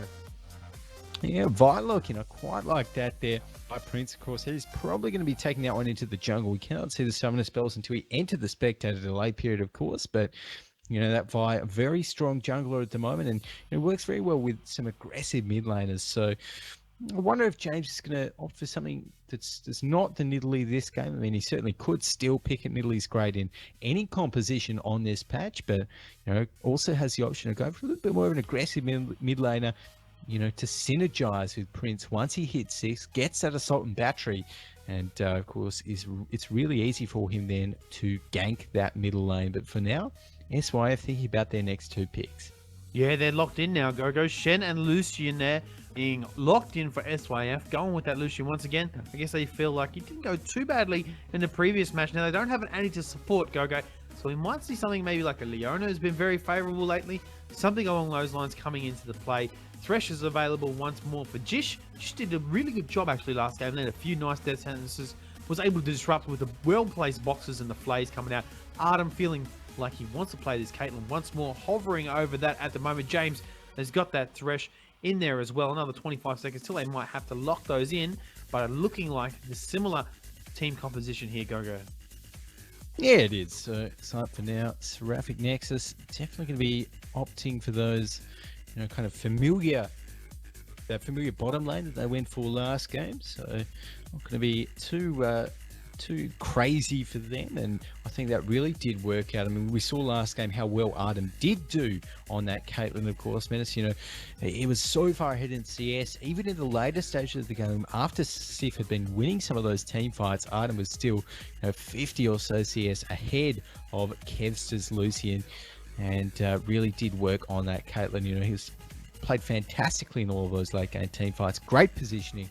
And of course, with 6 items, he was dealing tons of damage as well. But for now, SYF Gaming, maybe even thinking about the newly changed Taric. Yeah, as well, Cassidy was banned out previous game, Gogo. That was not available for Pempty to play. It is open now on the floor, and they're hovering over it. And like you said, looking at this possible new Taric. Now, the changes are a little bit different to what it used to be. Or Syndra available as well. That was also banned out, Gogo. Super strong right now. And Pempty looking like picking that one up. I love a good old Syndra. And it looks like he will pick that one up. Locked in there. Taric as well as Syndra. So there's a lineup for SYF. Now it's up to SNX to pick their last one. And what have they got left to pick here, Gogo? They got to get their mid laner. So they're trying for maybe a bit of a counter pick here. And it looks like won't be rubble.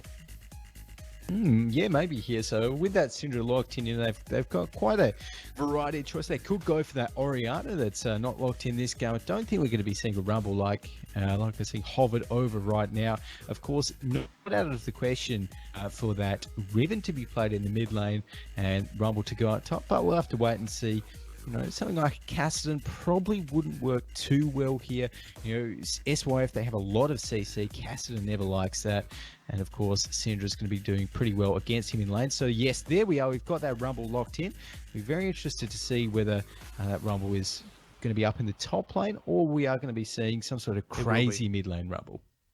Yeah, we'll be up top lane, Pekka picking that one up. So it will be James on Riven versus Syndra. A very interesting matchup. Syndra's got the utility to keep the Riven away, but only for so long, I guess, GoGo. That Riven will be able to burst down Syndra, who is quite squishy early on, and maybe railroaded into picking up the Seeker's Arm Guard very early on.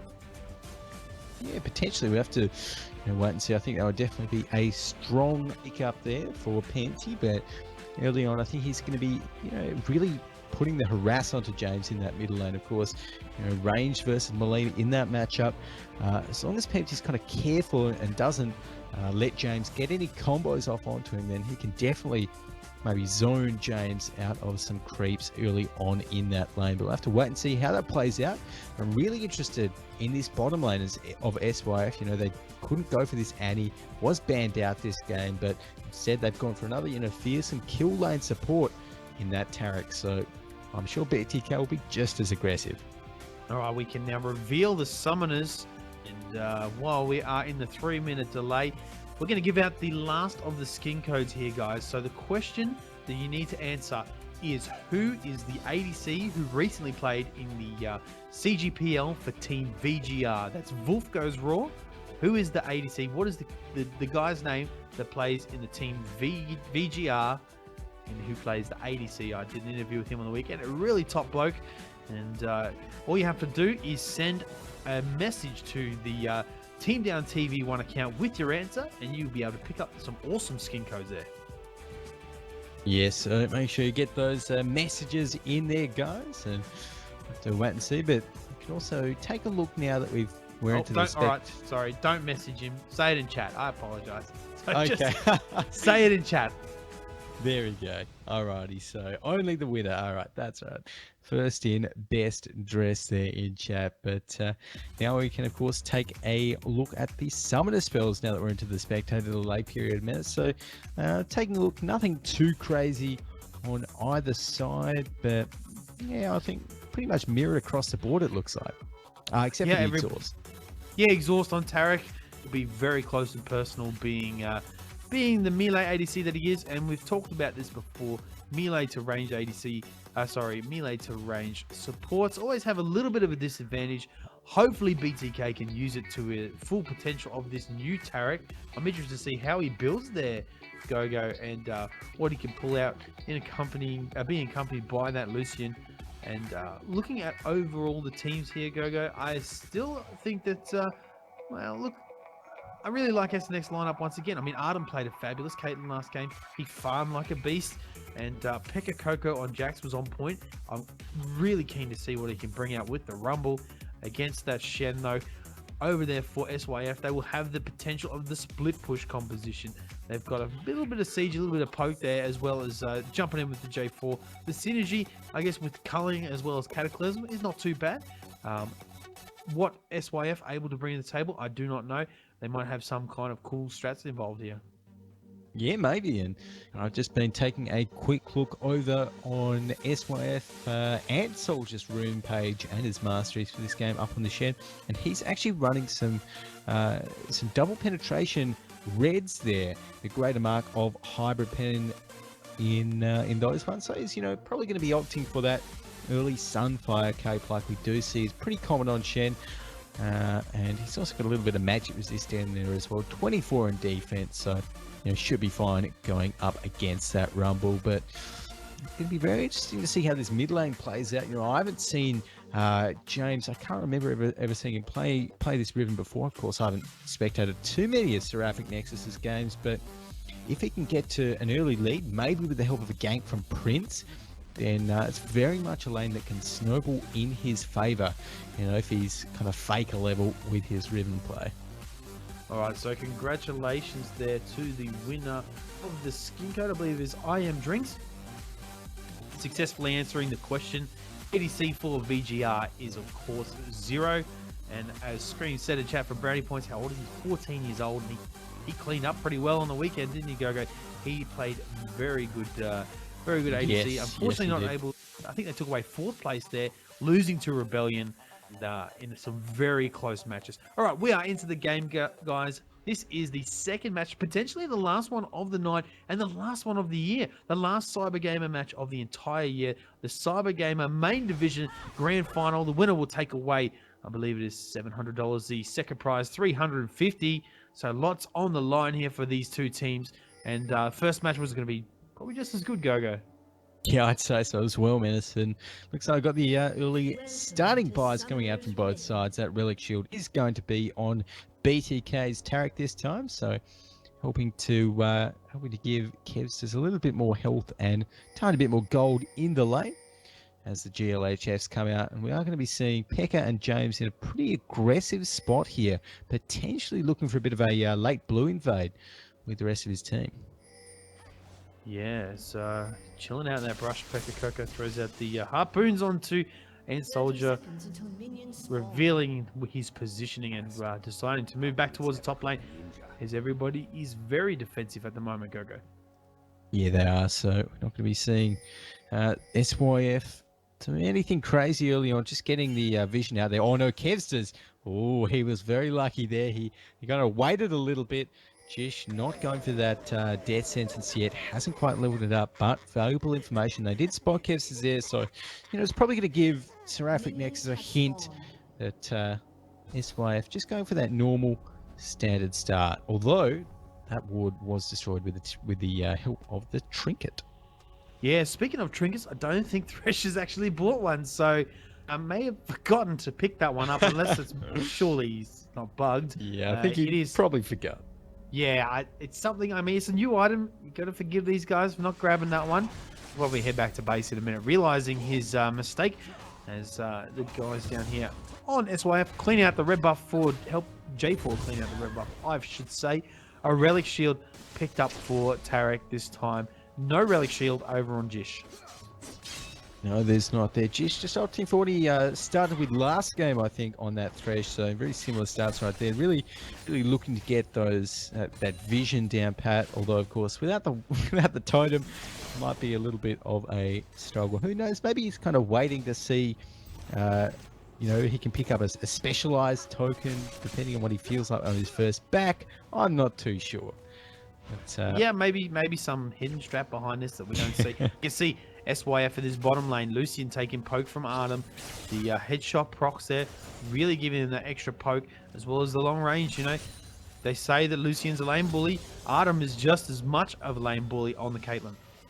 Yeah, that's right. And, Artem last game as well, he really used that range to his advantage. Got off to a nice DS lead early, like we're already seeing right now. Kevs only, about 5 or so CS behind, but Artem, he's got to be careful. BTK and Kevs, as they can get out a lot of burst damage, especially with the recent changes to Tarek's passive now that deals a little bit of extra damage after Tarek casts a spell. It's kind of like an armor-based Sheen rather than AD-based. So we haven't actually seen Tarek in action since the last patch as well. So we'll have to wait and see how it goes down there for BTK. Yeah, and I believe that Pekka may have something in his eye, which is why we're having a pause here. It might be an eyeball. We'll have to see. Wow. The dad jokes. The dad jokes. The dad jokes, that's right. Oh, well, that's right, man. So I forgive you. We got Prince there on Seraphic Nexus giving a few suggestions. Don't think we'll read those out, though, but having a bit of fun, I'm sure. It looks like, yeah. Could be having pretty standard starts. Just taking a look across the rest of the board in terms of items. Everyone started out pretty much the same, although James on that Riven, he did actually go for that Doran shield. Knows he's going up against Pempty, so just wants that little bit of extra sustain in lane against that range champion. Yep, and the pause finishes up here. We're back into the game, and if you're just joining us, thank you very much. And if you have been here the whole time, we really appreciate your support in the CGM Grand Final. This is, of course, Game 2. My name is Mennace, joined by GoGoGadget. If you do have Twitter, please head over there and follow us. I am at Mennace52 with 2 N's. And, of course, If you like, you can follow GoGoGadget at GoGoGadget LOL. Up in the top lane, though, is a gank onto Ant Soldier. The red buff proc there, and as the Soul Battery comes out, the Harpoon, all the slows onto Ant Soldier. He flashes away. The Flame Spitter, not enough to pick up the kill, but a good amount of damage, forcing out that Shen into a back. Yeah, that's right. So Ant Soldier there, 13 CS. That was a nice gank from Prince, really putting the pressure on early, and we've seen that's exactly what Prince likes to do. Yeah, and bottom lane, and Dazzle comes out. Oh, looks like, yeah, Prince coming in, flashes away over the top. A lot of bursts from Syndra coming out. Pempty as well. Now they're chasing down the EQ combo from Jono. Gets the slow onto James. The stun as well on top. There's the ignite. He flashes and dashes away.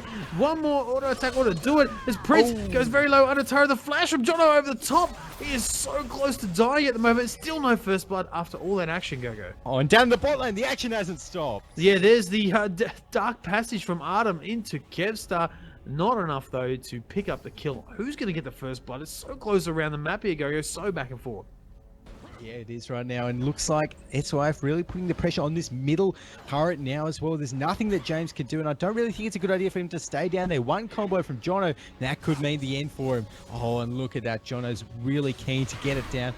And in the meantime, down bot, lots of pressure being put onto Kevsters and BTK. BTK already out of mana on that turret. Yeah, that's, I guess, one of the downfalls of Tarek. Is very mana hungry. He's been throwing out quite a few dazzles. And yes, currently sitting on 0 mana, won't be able to do any kind of healing or stuns, or then he might be able to throw out a stun now. But the pressure on this bottom lane is really not helping out Tarek in this situation. No, it's not. Tarek, he's picked, of course, for that sort of kill lane, that pressure that he exerts. But so far, haven't seen too much of it from BTK. And, it's really a sign whenever attack levels at that imbue that a lane maybe isn't going exactly to plan, of course. Against a Caitlyn, is to be expected. He's going to be, Kess is going to be taking some poke, but hopefully they, for their sake, can, maybe turn that lane into a kill lane in a short period of time. But for now, Jish and Artem playing that one very, very well. Stun on a taunt onto Pekka in the top lane. Jono has been chilling out in that bottom brush. Eventually goes back. Both Artem and Jish know exactly what's going on and are playing very defensively at the moment, and giving Kevstar a chance to get some CS here in this bottom lane. Catch up to Artem, who's at 48 CS to 34. A big lead for him at the moment. Yeah, he is, and in the meantime, Ant Soldier, just throw him up there, taking a little bit of damage in the top lane. Pekka definitely getting all of that, as much harass as he can up onto him. So really feeling the pressure, making sure that doesn't give anything away for free. And looks like we've got the door now.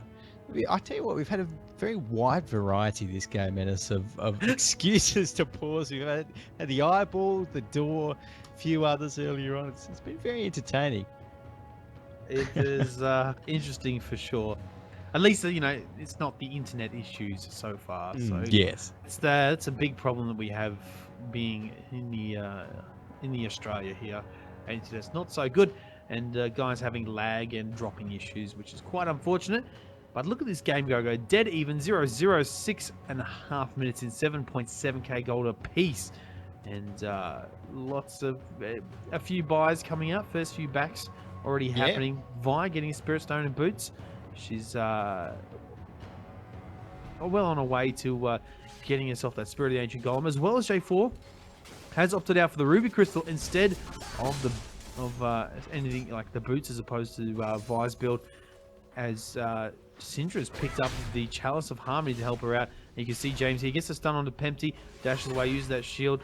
The stun coming out from Pempty as well. Ultimate on top of that. Is it going to be enough? He doesn't have Ignite, so won't be able to burst him down. Doesn't get the slow. Well, a couple more auto attacks and maybe some damage will do it, but it won't be enough. James, you forced out the ultimate there from Pempty.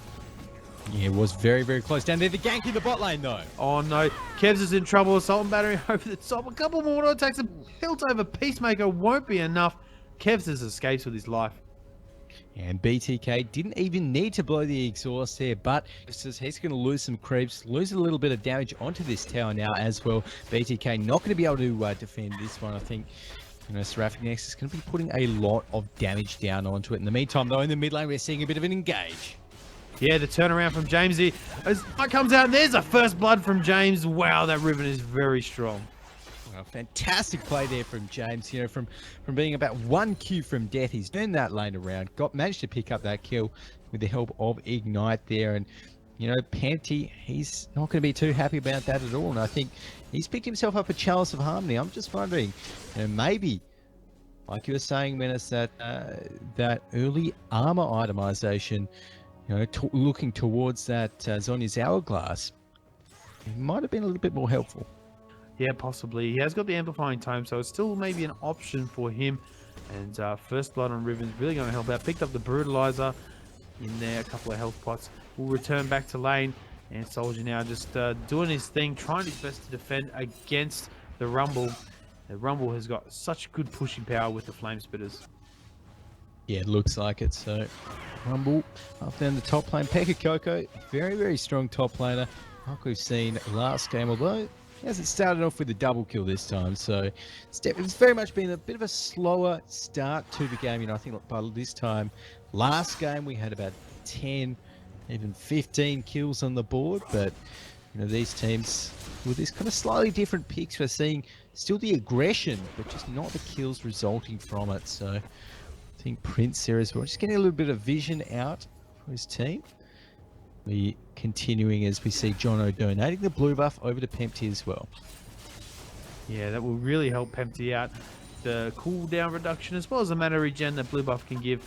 And you can see once again the trading for the Piltover Peacemakers from Artem is just too much.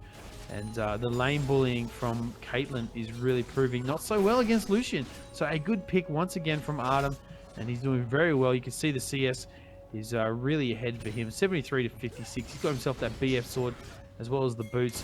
Taunt on the Pekka Coco top lane. Jono joining him as well. There's Eco combo. Doesn't quite land though. The slow and the Cataclysm coming out. Equalizer on top of that's going to trap everybody in. Will it be enough to get a kill as he will fall to Shen? Shen picks up that one. Yeah, and again, down in the bottom lane, we're seeing some engages. Oh, I think we see there's a Soul Battery as well as Ace in the hole coming over the top onto Kevsters. Is it going to be enough? Vi picks up the kill onto Lucian, and now the ultimate from Shen brings down the top. The dash away, the big dazzle out from BTK onto Prince, stopping the kill. Is he going to be tanky enough to get all the damage as well as the Vault Breaker takes him down, and Artem picks up that kill. Yeah, kill and assist for Artem. And in the meantime, he needs to kill in the middle lane as well. So much action going on around the map. And James, look at that, on full health, managed to completely destroy Pempty. And I really think, got to say, that Chalice of Harmony potentially wasn't the best spy there for Pempty. But, you know, he definitely has that mana sustain in lane. And it looks like that turret does go down in bot, as we see James returning to the mid with a pickaxe as well now. So he's already got himself 166 AD without the Blade of the Exile on. That is a lot of damage. Wow, it is a lot of damage. And you see Thresh has picked up the sweeping lens now, so got himself that trinket through his buy early on. The Nomad's Medallion being picked up this time though from him gives health regen, mana regen, and the GP10. So interesting to see how that one will work out for Thresh down in the bottom lane. As he goes back, also buys himself some boots, a couple more wards. And yeah, so all around, good work so far from SNX. 4 and 1, 15.5k in the lead. Really good for 12 minutes in here. And a fairly long laning phase so far for these guys. No one grouped up as of like last game, as we saw SYF really come together in the middle lane and take that early first tier middle turret. Yeah, and I think James might have to be a little bit careful now. Just seeing Jono with a nice rotation. In fact, BTK and Kevsters are up there as well. Looks like they're trying to force something in mid. Yeah, James getting engaged on here from Jono. Very takey at the moment. The stun comes out of the James ultimate will destroy him. Lucian picks up the kill. This is the rotation we saw last game. They've picked up the kill this time as a death sentence over the side lands onto BTK. And they may be able to get this turret. They may not, as Artem as well as Jish coming through here might be able to defend it. Oh, Jish getting caught out there, taking a bit of harassment. The stun from Syndra, not enough to get the kill as they take down the turret. There's a Cataclysm onto Prince though. Doesn't have the Vault Breaker, uses it.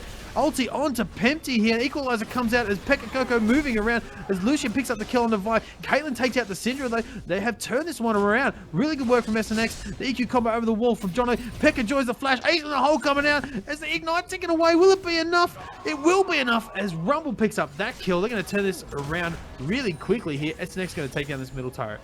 Yeah, 1 for 3 trade in SNX's favour and a middle lane turret. I think they're probably even going to look to rotate towards Dragon after this as well. Although the top lane is being, put under a little bit of pressure there by Ant Soldier. SNX, they've got to be very, very happy with that. That's going to extend their gold lead to 2.4k at this 13-minute stage of the game. Even more after the Dragon, they're in a very commanding position. And unlike last game, SYF Gaming, they haven't really managed to get ahead at this point in the game, and their team comp, it's not really what you call an early game comp. It's definitely gonna struggle to go toe to toe against Seraphic Nexus later on in the game. Mennace off to a very good start. See, and this is the problem you have with the Shen top lane. Unable to really push super well until he picks up that Sunfire Cape. His auto attack damage is very low. And as you saw, he's been up there for a good amount of time, still unable to get that top turret. I mean, it is very low, 341 health left on it. But this is what you got to play with the Shen. Early game Shen is just not so great until he gets the Sunfire Cape, which he still hasn't even bought anything for. He's got himself the Spectre's Cowl as well as a Ruby Crystal. Really good for dueling Pekka Coco on this top lane, as you can see. But not really going to be helpful with the split push strategy that you want to use for Shen. No, it is not, and for now it looks like, oh, James there in the middle lane in trouble. There, the ultimate, the burst from Pempty is just too much, and able to pick up that kill there. Will help out Pempty. He's already got himself the Athena's on Holy Grail, Gogo.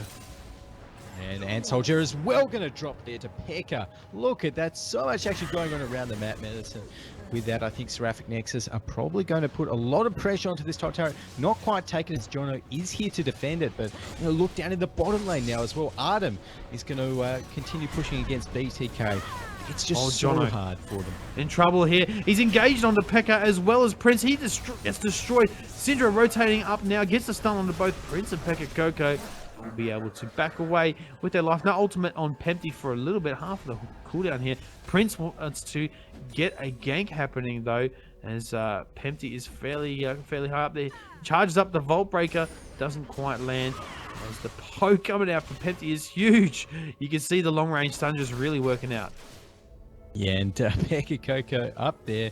That top lane going to be having to back off out of that one, but Seraphic Nexus still extending their gold lead, extending their kills, all of that good stuff, as well as we actually see a little bit of pressure down in the bottom lane.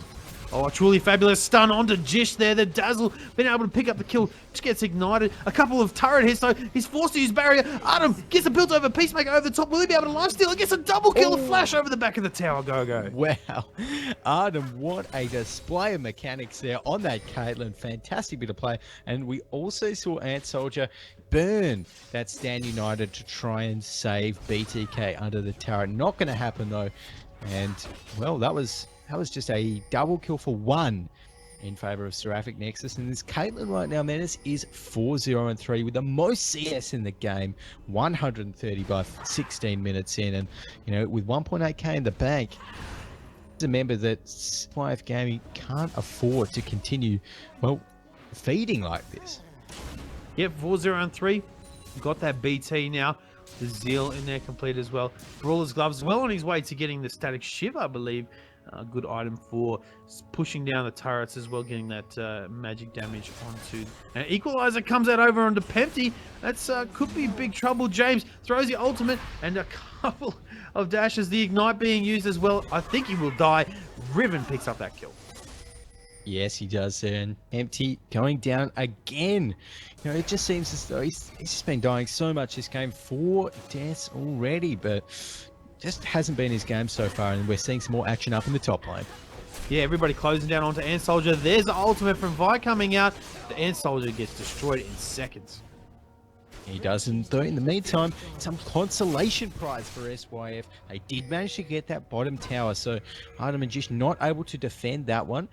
And we are going to be seeing continued pressure by Seraphic Nexus put onto this top lane now. They're taking away the white, and it looks like that turret does finally go down.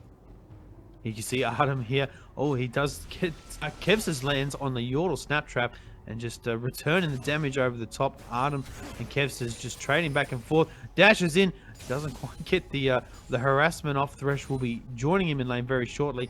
Artem now will be able to defend this one, but you can see Prince as well as James moving into position, but I think Kevsters and BTK will back in time. Oh no, BTK gets stopped. He's back. Yeah, BTK is in big trouble here. Vi moving around the back, trying to get the pinch on Artem, just throwing out the free auto attacks. The Vault Breaker being spooled up here. BTK will not survive. Throws out a Dazzle onto Artem, but it's not enough. Artem is unstoppable, 5-0 and 3.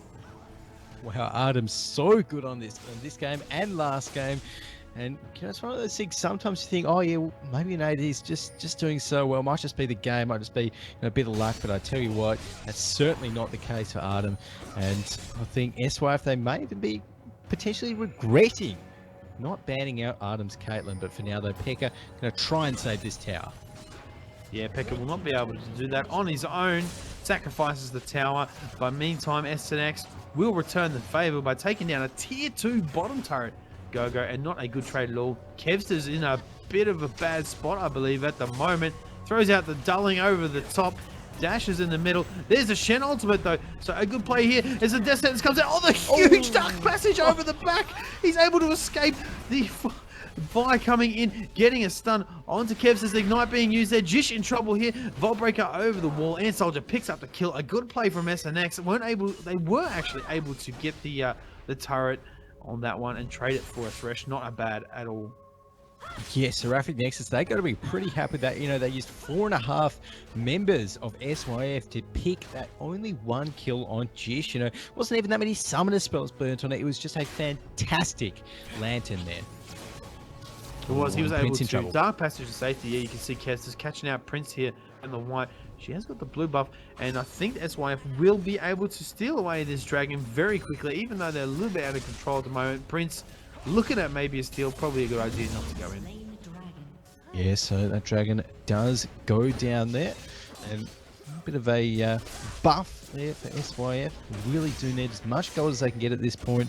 You know, they're already so far behind that something like a dragon, they do need to, you know, really continue picking those up. And already BTK on this Tarek, I've got to say, Mennace, you know, I wasn't sure of what to expect from BTK's Tarek after his Annie last game. It was so good, but you know, not quite convinced on it so far. You know, he's itemizing towards that armor. I think that's a pretty you know, decent Tarek build, but just hasn't been having much of an impact this game. Yeah, and James as well as Jish on the Thresh, heading back to base at this moment. Everybody resetting, picking up some of the items. Ages of the Legion picked up on Vi, as well as Spirit of the Ancient Golem, coupled in with the boots mobility. She is one really fast tank and highly mobile, of course, on the Vi. Got herself those double buffs. Pekka Coco is looking at a lot of damage. I realize Crystal Scepter there, as well as the Haunting guys with the Sword Boots. He can really throw out the slows here as Artem moves across and just feeling pretty safe to auto attack the second tier turret down. Thresh is not even there. The stun on to James, though, could be the end of him very quickly. There's the ultimate. Equalizer over the top, really well positioned. Riven doesn't quite die over the back. This is a tower dive from SNX. Pekka Coco being focused down now. Oh, the culling comes out over the top, as well as a couple of turret hits. It's not enough. And here comes the positioning from Artem over the top. The Death Sentence landing, and there's EQ combo as well as the Cataclysm onto Caitlyn. Tarek picks up the kill over the back onto Riven. There's the taunt from Ant Soldier. The box comes out from Jish as Prince misses the Vault Breaker over the wall. That's quite unfortunate for him. Artem at the back continuously throwing out this free damage. BTK wants to get the kill. Are they able to pick up the kill? As a flash over the wall from Thresh. Jish is still alive somehow after all of that. Splitting everybody up. That is a 3-for-1 trade in favor of SYF. Well played. There's a pretty deep dive there from SNX. Oh, look at this now. Jish in a lot of trouble. And it looks like this is going to be finished off there by Kevsters. And it turns into what was a 4-for-1. And it's all said and done right there. So SYF really, you know, taking that fight. They needed to win it. And with that fight won, lots of the kills actually went onto Kevsters. So now on this Lucian is 6-3-2, 140 CS. So he started to pick up some really cool items. He's got the BT, he's got the Trinity Force, working towards maybe a Last Whisper right now, and he is dealing a lot of damage. So SYF at the moment, you know, they can definitely come right back into this one. I just don't think that engages what SNX were, you know, were looking for there. No, definitely not a favorable engage over the back of the turret. A couple of misplays and mispositioning. We'll have to see spacing out. And yeah, the SNX guys saying how close it is in chat. It was a very close team fight, GoGo. But gold leading kills as well as objectives still remain in favor of SNX. Still able to keep the lead after that one. Unable for SYF to pick up a couple of the objectives. Yeah, so SYF at the moment, they've got a really strong front line in Ant Soldier, which worked pretty well for them last fight, just tanking as much damage as he could. Dynamite's more for the magic resist this game, which is, interesting, but we'll have to see how it works out. Oh, there's a death sentence onto BTK. Good decision from SNX not to fight this one, as the siege from SYF onto the second tier turret continues. And Caitlyn all the way back in base, picking up that last whip, but maybe waiting for a little bit of gold. Also has the oh, the dazzle. That's a long-range dazzle. Oh, that was great. Truly outrageous. And Truly. yeah, so now Artem is joining them, and SNX, I should say, want to get the fight off. Oh, there's ultimate from Prince so far down the back, as well as a death sentence onto Kevsters over the top of a nicely placed equalizer. Cataclysm comes out. Riven picks up the kill onto J4, as well as Lucian. Prince falling so low in the team fight. A nice stun over the back from Syndra. Ace in the hole comes out. Doesn't pick up any kills, but a good team fight from SNX, showing their power. Better positioning this time. A death sentence narrowly missing. They're going to get the second tier turret. Maybe even continue the push on through to the inhibitor turret. Might be able to get that one as well. Yeah, it's right now 10 seconds until Kevsters comes back up. I think they can definitely at least put some damage onto this inhibitor turret if they're safe. Still 10 seconds till Ant Soldier's back up as well. So right now, it's exactly what we're seeing. James just pressuring Penty off it so he can't clear that wave. They're going to get this turret and back off. Oh, the stun dazzle comes out onto James. He gets all the CC on the world. On top of him, the culling picks up the kill onto Riven. EQ combo over the top onto Jish. I think SNX may have stayed around just a little bit too long. Pekka Coco going back in here. A really strange idea because he just gets destroyed. That was a triple kill for Lucian. A 3-for-0 trade for SYF.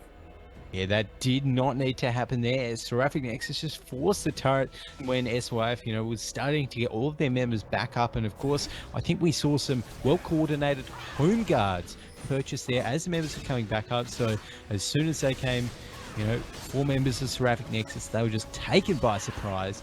And now SYF are taking the Baron. Yes, I might be able to see a steal here from Prince.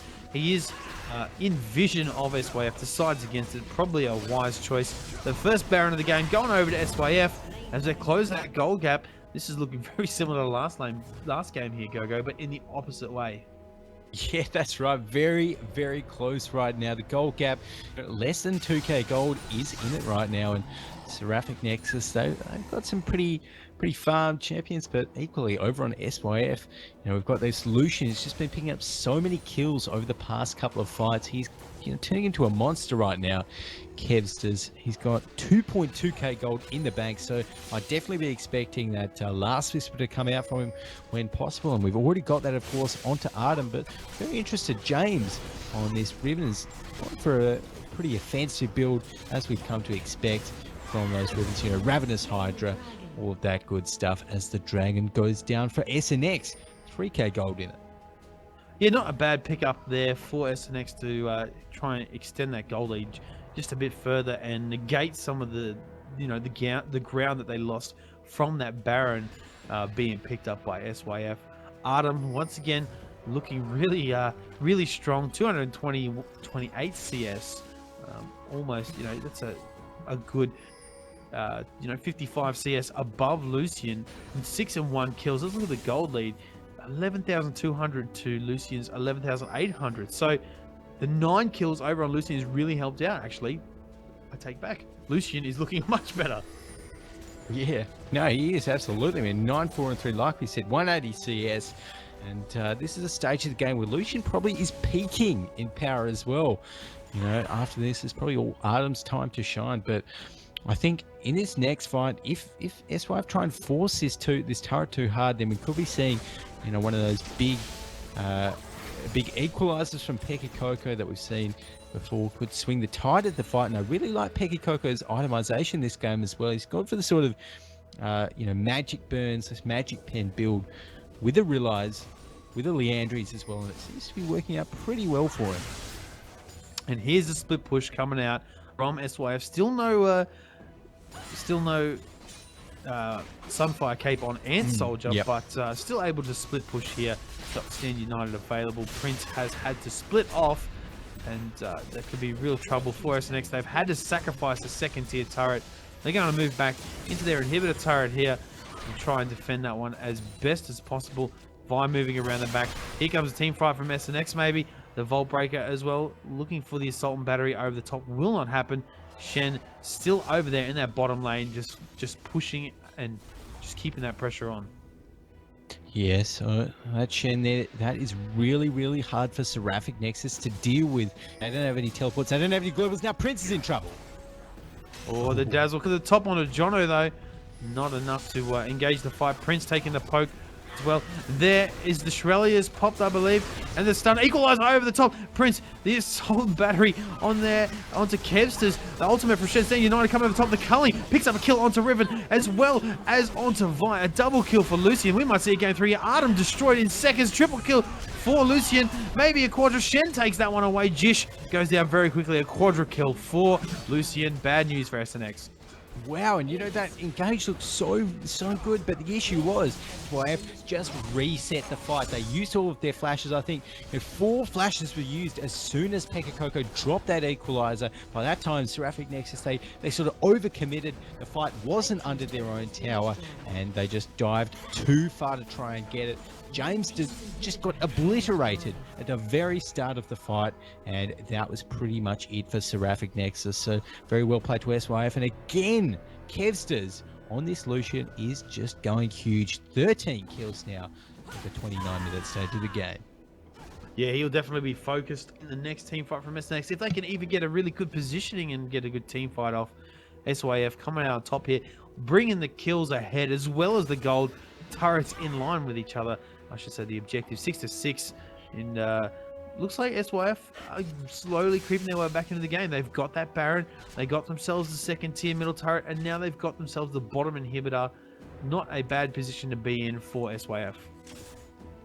Well, it's not. So it looks like now SYF, yeah, we're pretty happy with, with where they are in this game at the moment. Looks like we've got an infinity edge, in fact, being kind of worked towards here by Kevsters as well, and that's exactly what SYF need to do at the moment. What they've been doing, just letting Shen split push, creating a diversion, creating someone to try and sort of make SNX go and stop that split push, and then team fight them 4v5.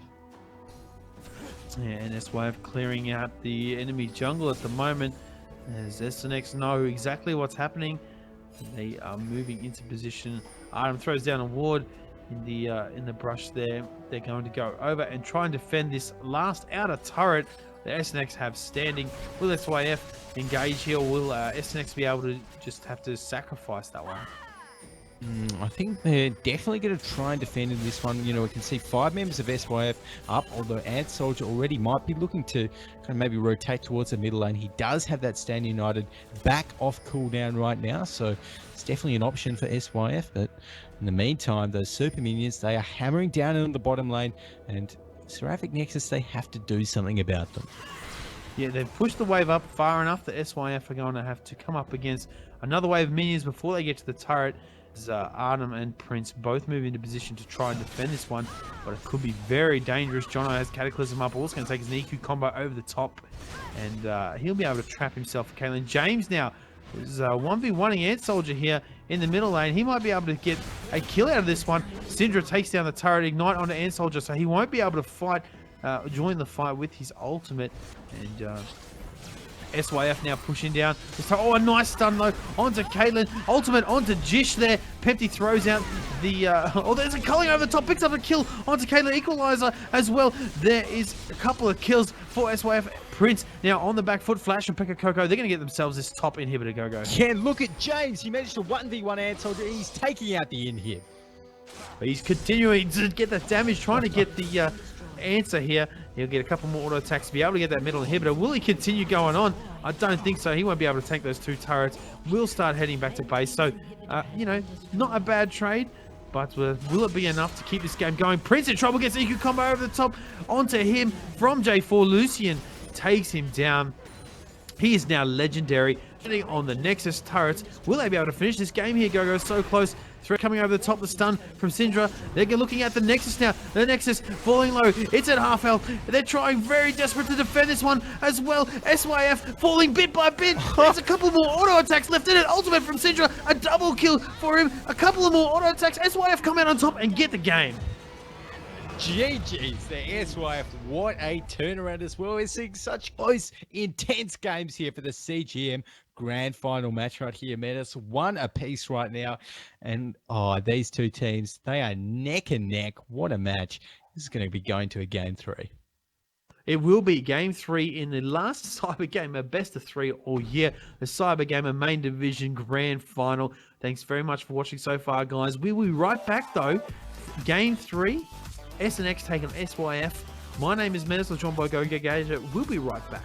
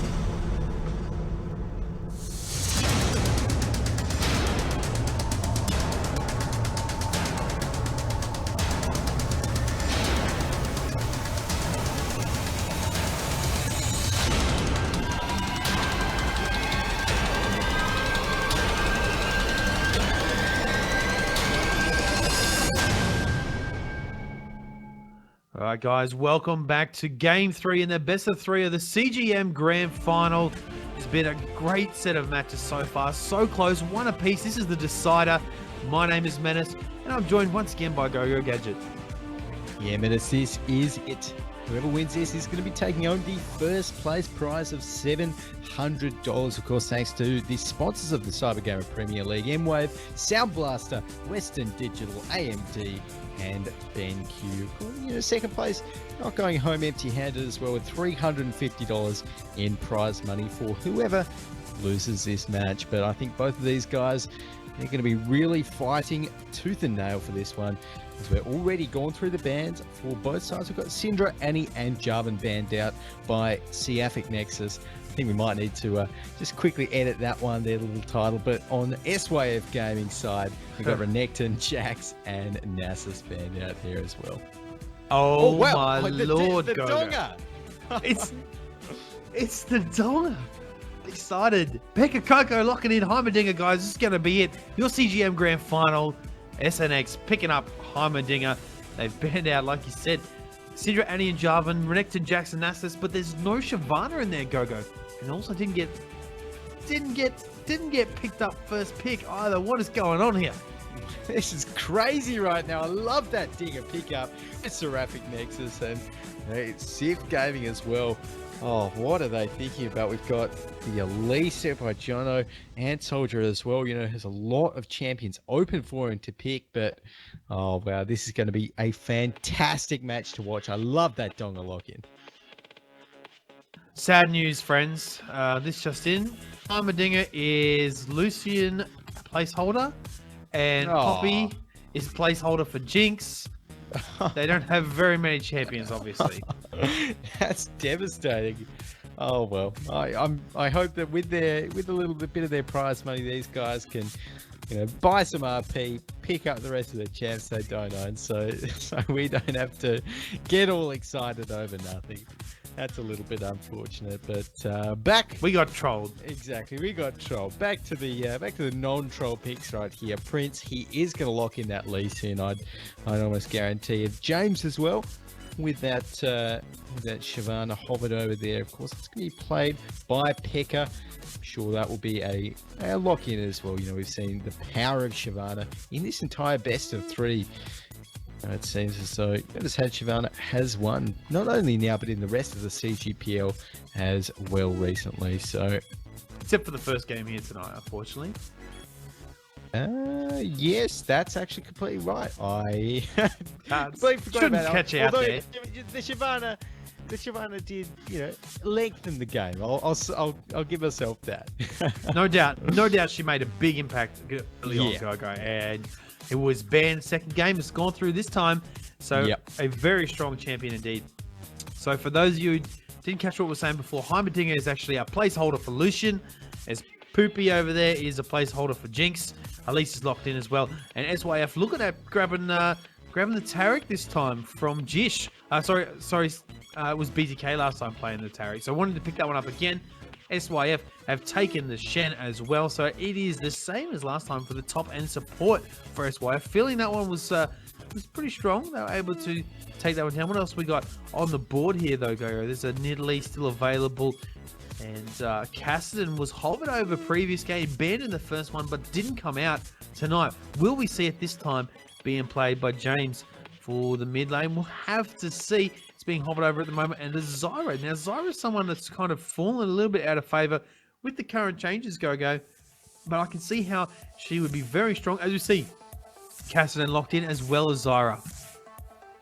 Yeah, Cassidy and Zyra, two pretty strong picks right there. Seraphic Nexus, of course, with the Lucian Zyra bottom lane.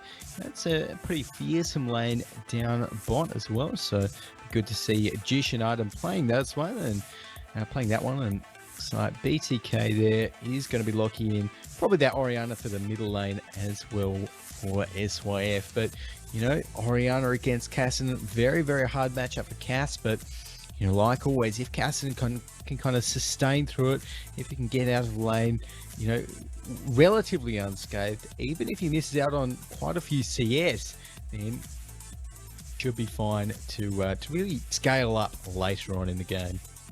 All right, guys, we might take a quick break while we're waiting for this one. We'll be right back with the third game in the CGM Grand Final, the last Cyber Gamer match of the year between SNX and SYF. Keeping in mind, we just had some placeholders there, so we are going to have to run through the picks and bans. We'll take a quick break and we'll be right back with the match.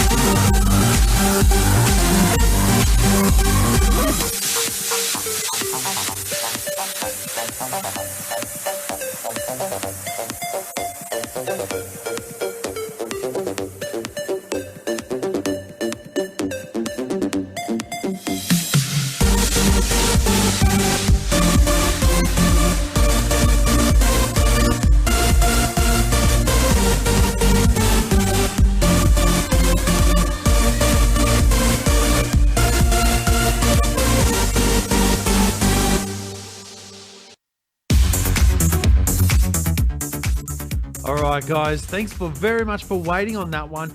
We are back into the third game in this best of three, the decider for the CG main division grand finalists. That's right, the winners will take away $700, second prize for the losers going to $350, and not a bad pickup at all, might I say, GoGo.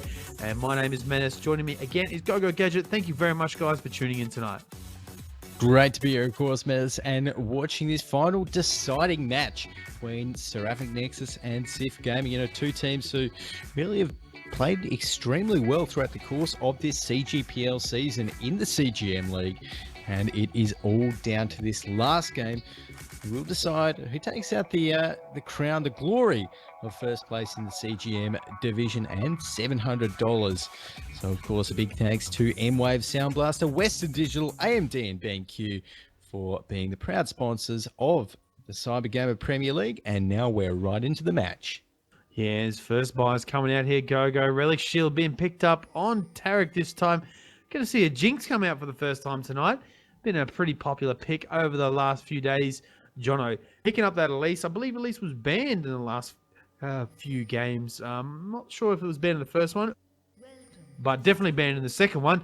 Jono taking Elise down, as you see SYF grouping together towards the blue buff here, and maybe move around and catch this Lucian in the tri-brush. He will be in there first, so he may spot them out as Artem is in trouble. Oh, he doesn't even notice them. And Soldier gets the taunt onto Artem. Artem gets dazzled, cocooned all the way into death. Flashes over the wall. First blood for Oriana.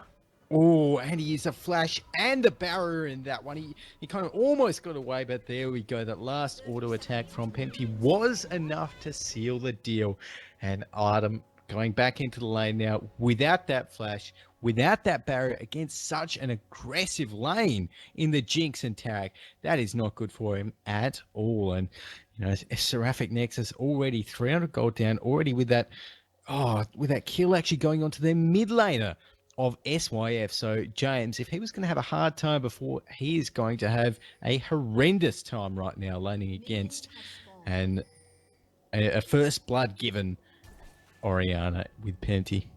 Yeah, so she did buy herself a ward and a couple of more health pots. We'll be able to sustain in lane a lot longer than the Castellan will be able to. Castellan has got that crystalline flask going straight out for the sustain, which he'll definitely need, GoGo. He will eat a lot of harassment from Oriana, and James here taking down the ward over in that river tri-brush. And you can see here, Jono picking up his first buff, the blue buff that is. Anyway, move on. I'm not sure if he'll move on towards his red straight away or maybe clear out the jungle as we've seen lately. James here taking a bit of harassment from Pempty as suspected. He is, and looks like we are going to be seeing... Oh, whoa! Ant Soldier actually just blew his flash up in the top lane. That's not too good. Yeah, I think he might have accidentally hit that one. Maybe it's going for Q or something like that, but... Oh, that's very annoying. That would be frustrating indeed. Ant Soldier just putting that one, as you see down in the bottom lane here. The Kevsters using the zap, trying to get the harassments onto Artem. And look, already Artem not feeling very confident here as a switcheroo comes out from Kevsters, using those rockets to full advantage and getting a bit of AoE attack damage onto his enemy laners. Yeah, he is, and Meantime, I'm going to be seeing a few trades up in the top lane as well, but down in this bottom lane, you can really tell that SYF, they're making the best out of Artem's early death and the early assist that both of those guys down in the bottom lane picked up, really putting the pressure on early. And Jono on this Elise, haven't really touched on this Elise pick, but I really like it. Although in the mid lane, we're seeing a gank. We do see a gank. Oriana able to get away. The Sonic Wave doesn't land from Prince. Turnaround here from Pempty. Maybe baiting out a little bit as Jono comes around. He gets a cocoon on the Prince. Prince in a bit of trouble here. The silence on the Pempty. Uses the ignite, flashes away. Pekka Coco coming around the top. Oriana picks up the kill. Although this might be turnaround from SNX. Ignite onto Pempty. Does have the shield. As well the silence enough. Uses the health pot. Will it be enough to kill him? No, it will not. A good pickup for SYF. So close, and Pempty gets out of that one. Now is 2-0 before the 4-minute mark of the game. What a big play there. And Prince obviously was not expecting Jono to be there and just stayed in that brush, stayed in the engage for a little bit too long. And that was it for him. So now James has to deal with a 2-kill Oriana in this middle lane there for him. And, you know, Jono as well has picked up 2 assists so far in this game. He's looking pretty good on this jungle Elise as well. Yes, so Oriana picking up the Null Magic Mantle as well as the Fairy Charm, well on her way to getting the Chalice of Harmony there into the Athene's Unholy Grail. That will definitely help out against that Cassidy. Obviously, Pre-6 only has pretty much the Null Sphere to get the harassment as well as the Force Pulse there for the poke return onto Oriana. He's gone for a tier this time to keep the harassment going and able to keep CSing there with his Null Sphere. Yeah, so tier pretty good pick up. Oh, down the bottom line, Artem's taking some damage. Yeah, Artem in a lot of trouble here. The plans from Zyra, though, just pounding down onto Kevs. Is just turning this one around. Hasn't quite got the stun back up off cooldown. The grasping roots, I should say, now available for Jish. But a very close bottom lane. You can see Lee Sin moving around this middle lane, though. Here, go. Yeah, Prince there, rotating towards the middle lane, gets that ward down in the sort of banana bush down there. Well, it's actually a lot less of a banana bush, thanks to the 3.14 patches here, the pause coming out. For those of you that don't know, now they've kind of changed every single bush so it can be covered by just one ward. And that's what we're seeing right there. Prince, you know, gets the easy ward in there. And that's going to be seeing a lot towards the blue buff. So they're going to know probably, you know, when Pempty rotates to get that blue buff. And later on, around about the 7-minute mark, you'd suspect when that gets donated over. In the meantime, though, a couple of pings coming out from SYF Gaming. So they may suspect that Prince is headed towards the red buff. They did see him when he moved through that ward in that bottom area of the river as well. But now we're also seeing Pekka coming back into the lane, got himself a Doran's Blade and a longsword, so looking to really play aggressive against Ant Soldier. Yeah, and Lee Sin Prince there just doing his golems, moving around as Jono walks through the brush here. So we're going to see a gank bottom lane. Lee Sin nowhere near to answer this one. There's harassment coming out, but there is a blue ward there right on the brush, so they know exactly what's happening. Here comes Lee Sin. Jono will maybe start the engage with a Propel Cocoon. We'll have to see how this one pans out. Look at Artem and Jish, though. Really kind of baiting this out. So there's the Cocoon misses. Dazzle onto Artem. The nice grasping roots from Jish on top. Artem uses the barrier and flashes away. Now off cooldown, Jish being focused from Kevs as he's fallen very low. Jono is going to get taken down from Prince. Ultimate from Shen onto BTK, though. Might turn this one around. The stun onto Jish. The barrier as well. Kevs has picked up that kill, so close to dying. He is on 75 health. Well, a couple more auto attacks would have done it. Prince, he picked up a kill there in that team fight, but so would it end up with a 2-for-1 trade, I believe, GoGo? Yeah, no, 2-for-1. 1-for-1, that's right, when it's all said and done there. But, you know, that kill going on to Kevsters, definitely going to be liking that one. Prince picking up the kill, you know, not the best outcome for Seraphic Nexus. So, you know, SYF at the moment, really in the driver's seat for this early stage of the game. The gold lead isn't too much. That's, you know, thanks to a lot of good CSing from Seraphic Nexus, and something which is really surprising and has to be commended. I've got us in this mid lane on this Cassidy. He is even in CS with Pempty, the hard counter who started off the lane with first blood. So, that in itself is a real achievement. Yeah, really on its way as the Sonic Wave is coming out onto. He gets the slow red buff procced as well, and a little bit of free poke there, letting James come through and do some more CSing and keep that CS level, like you said. Yeah, and in the meantime, Jono did manage to donate that blue buff over to Penty, and ward that was placed earlier on by Prince did spot that one out. So now they do, have a clue of when the enemy blue buff is up. Looks like James there just throwing that null sphere over the wall to clear up his own blue. We'll be taking that one, and we are going to be seeing bottom lane coming down after a few first buys. A BS sword picked up on Kevsters. Yeah, they do favour the Bloodthirster straight away now. Pretty much the first item being picked up all around for ADC, especially tonight and over the weekend of the CGPL. You can see James there looking at possibly going back, wants to continue the farm under turret. And look, it's still very even here, Gogo. Orianna not able to push the advantage she has, being ranged as well as a very poke orientated champion. As we see another pause come out. Yeah, we do. So, for now, let's take a look at some of the first buys on both sides. So we've got in the jungle, in fact, almost identical items right there. Both have a Spirit Stone. Got a Ruby Crystal over on Jonah, which could very well be working towards a Kindle Gem. Both opting for that Spirit of the Ancient Golem, really just to keep that tankiness up and the looks of things. Keep those clear times nice and high as well. So it's pretty standard pickups right there. Cassidon as well in the mid lane. James is stacking up that tier of his, and he's doing pretty well there. Like we've already said, now that he's hit 70, he's kind of overcome that hurdle that most Cassidons do struggle at pre-6. He's slightly a bit of a weak laner, especially against someone who, like Orianna, who just has such strong auto attacks to really punish him whenever he goes in for a CS.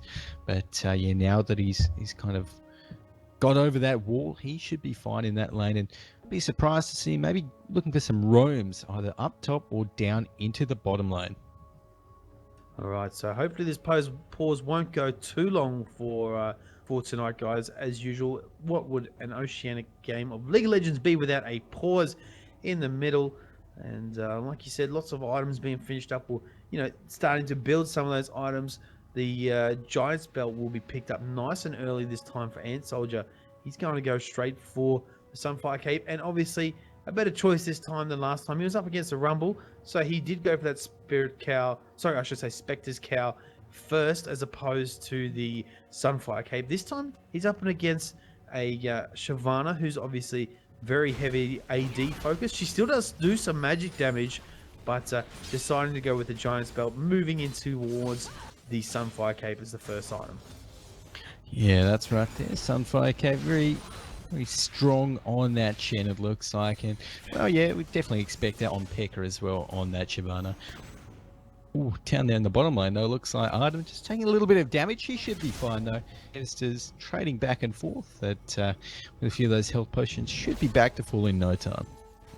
Yeah, you can see here Cassidon, as you said, level 7. Maybe looking for a roam very soon. He's probably saving up a bit of cash. He's got 1200 gold sitting on at the moment. Maybe wait another 400 to pick up an needlessly large rod first. I don't know. Maybe even go for the Archangel Star straight away. As Kevsters gets engaged on from Prince, the slow comes out as well. The Flame Chompers, will it be enough? Does get stopped in the middle, culling, and a flash over the wall from Kevsters. Will survive, and Prince actually dashing over the wall, flashes the kick onto Kevsters, waiting for the Sonic Wave to come out. The dazzle under turret, though. Prince is in big trouble here. Auto attack as a super mega death rocket kills him over the back. What a huge play there from Jinx. Yeah, great play there from Kevsters, and I think Prince just went a little bit too hand in that one, and couldn't quite manage to get that Q there. He Sonic Wave to connect, paid the price for it. In the meantime, it looks like SYF, they're pretty confident that with the enemy jungler down, they can take down this dragon. Jono does have that smart up, so there's no way that Seraphic Nexus can contest. Yeah, so a nice little pickup of gold increase here for SYF. Taking down the Lee Sin and getting the dragon. You can see now Caston actually finishing his Sork boost first, picking up a pink ward as well as some more sustain for the lane, taking away his race at the moment. So where are we at? We're at full 1 in kills in favor of SYF. the gold lead in their favor as well. 0-0 turrets at almost 11 minutes into this game. And the push now coming down onto this bottom turret. No one there to answer. SYF might get themselves a bottom turret as well. Yeah, maybe SYF there looking pretty strong. They've got 3 members down there, lots of creeps as well. So this bottom turret is dropping very, very fast. I think that will indeed go down. In the meantime, we did see in the Theans Unholy Grail picked up there by Pempty for the mid lane Oriana, and it's going to work out very well against James in this situation. Yeah, for sure. And you can see, so now, first turret of the game to SYF. They are really far ahead at the moment. Ant Soldier not be able to defend this one. As Prince comes in, there's a Sonic Wave. Oh, the Flash Dash away as well as Ignite being used on Ant Soldier will pick up the kill though. Yeah, Ant Soldier there did not have that feint off cooldown.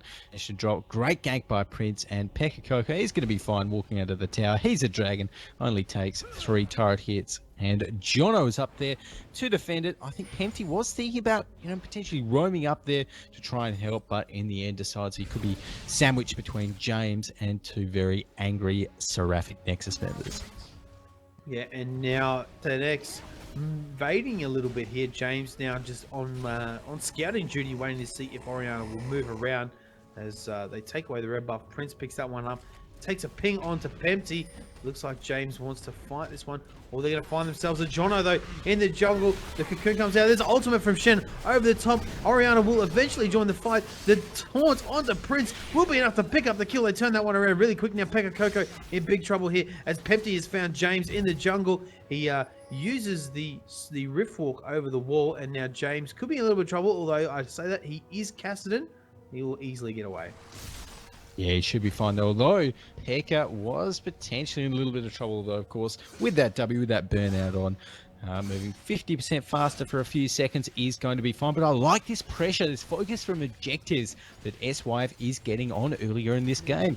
They've picked up 2 turrets so far, not even 13 minutes into the game yet, 5 kills as well. They're well ahead in Gold Menace, and they've just got this game off to such a convincing lead. Oh, the flash and the stun onto Kevs will take him down, as well as a shockwave being used from Pempty to try and stop happening there. A nice little pick up there from Zyra. Pempty now trading with James. SNX want to return this fire. Jono's coming around the back. The dazzle onto James. Turns around. A lot of burst from Oriana. Will not be able to get the kill though. SNX now trying to steer down the barrel of this mid lane and maybe pick up the turret. Looks like it there. So, going to be seeing Seraphic Nexus, potentially look to get their first turret of the game here in mid.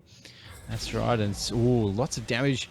James being very, very kind of ballsy in that poke there. Got lots of stuns under the turret there, and we are seeing the wave cleared there by SYF.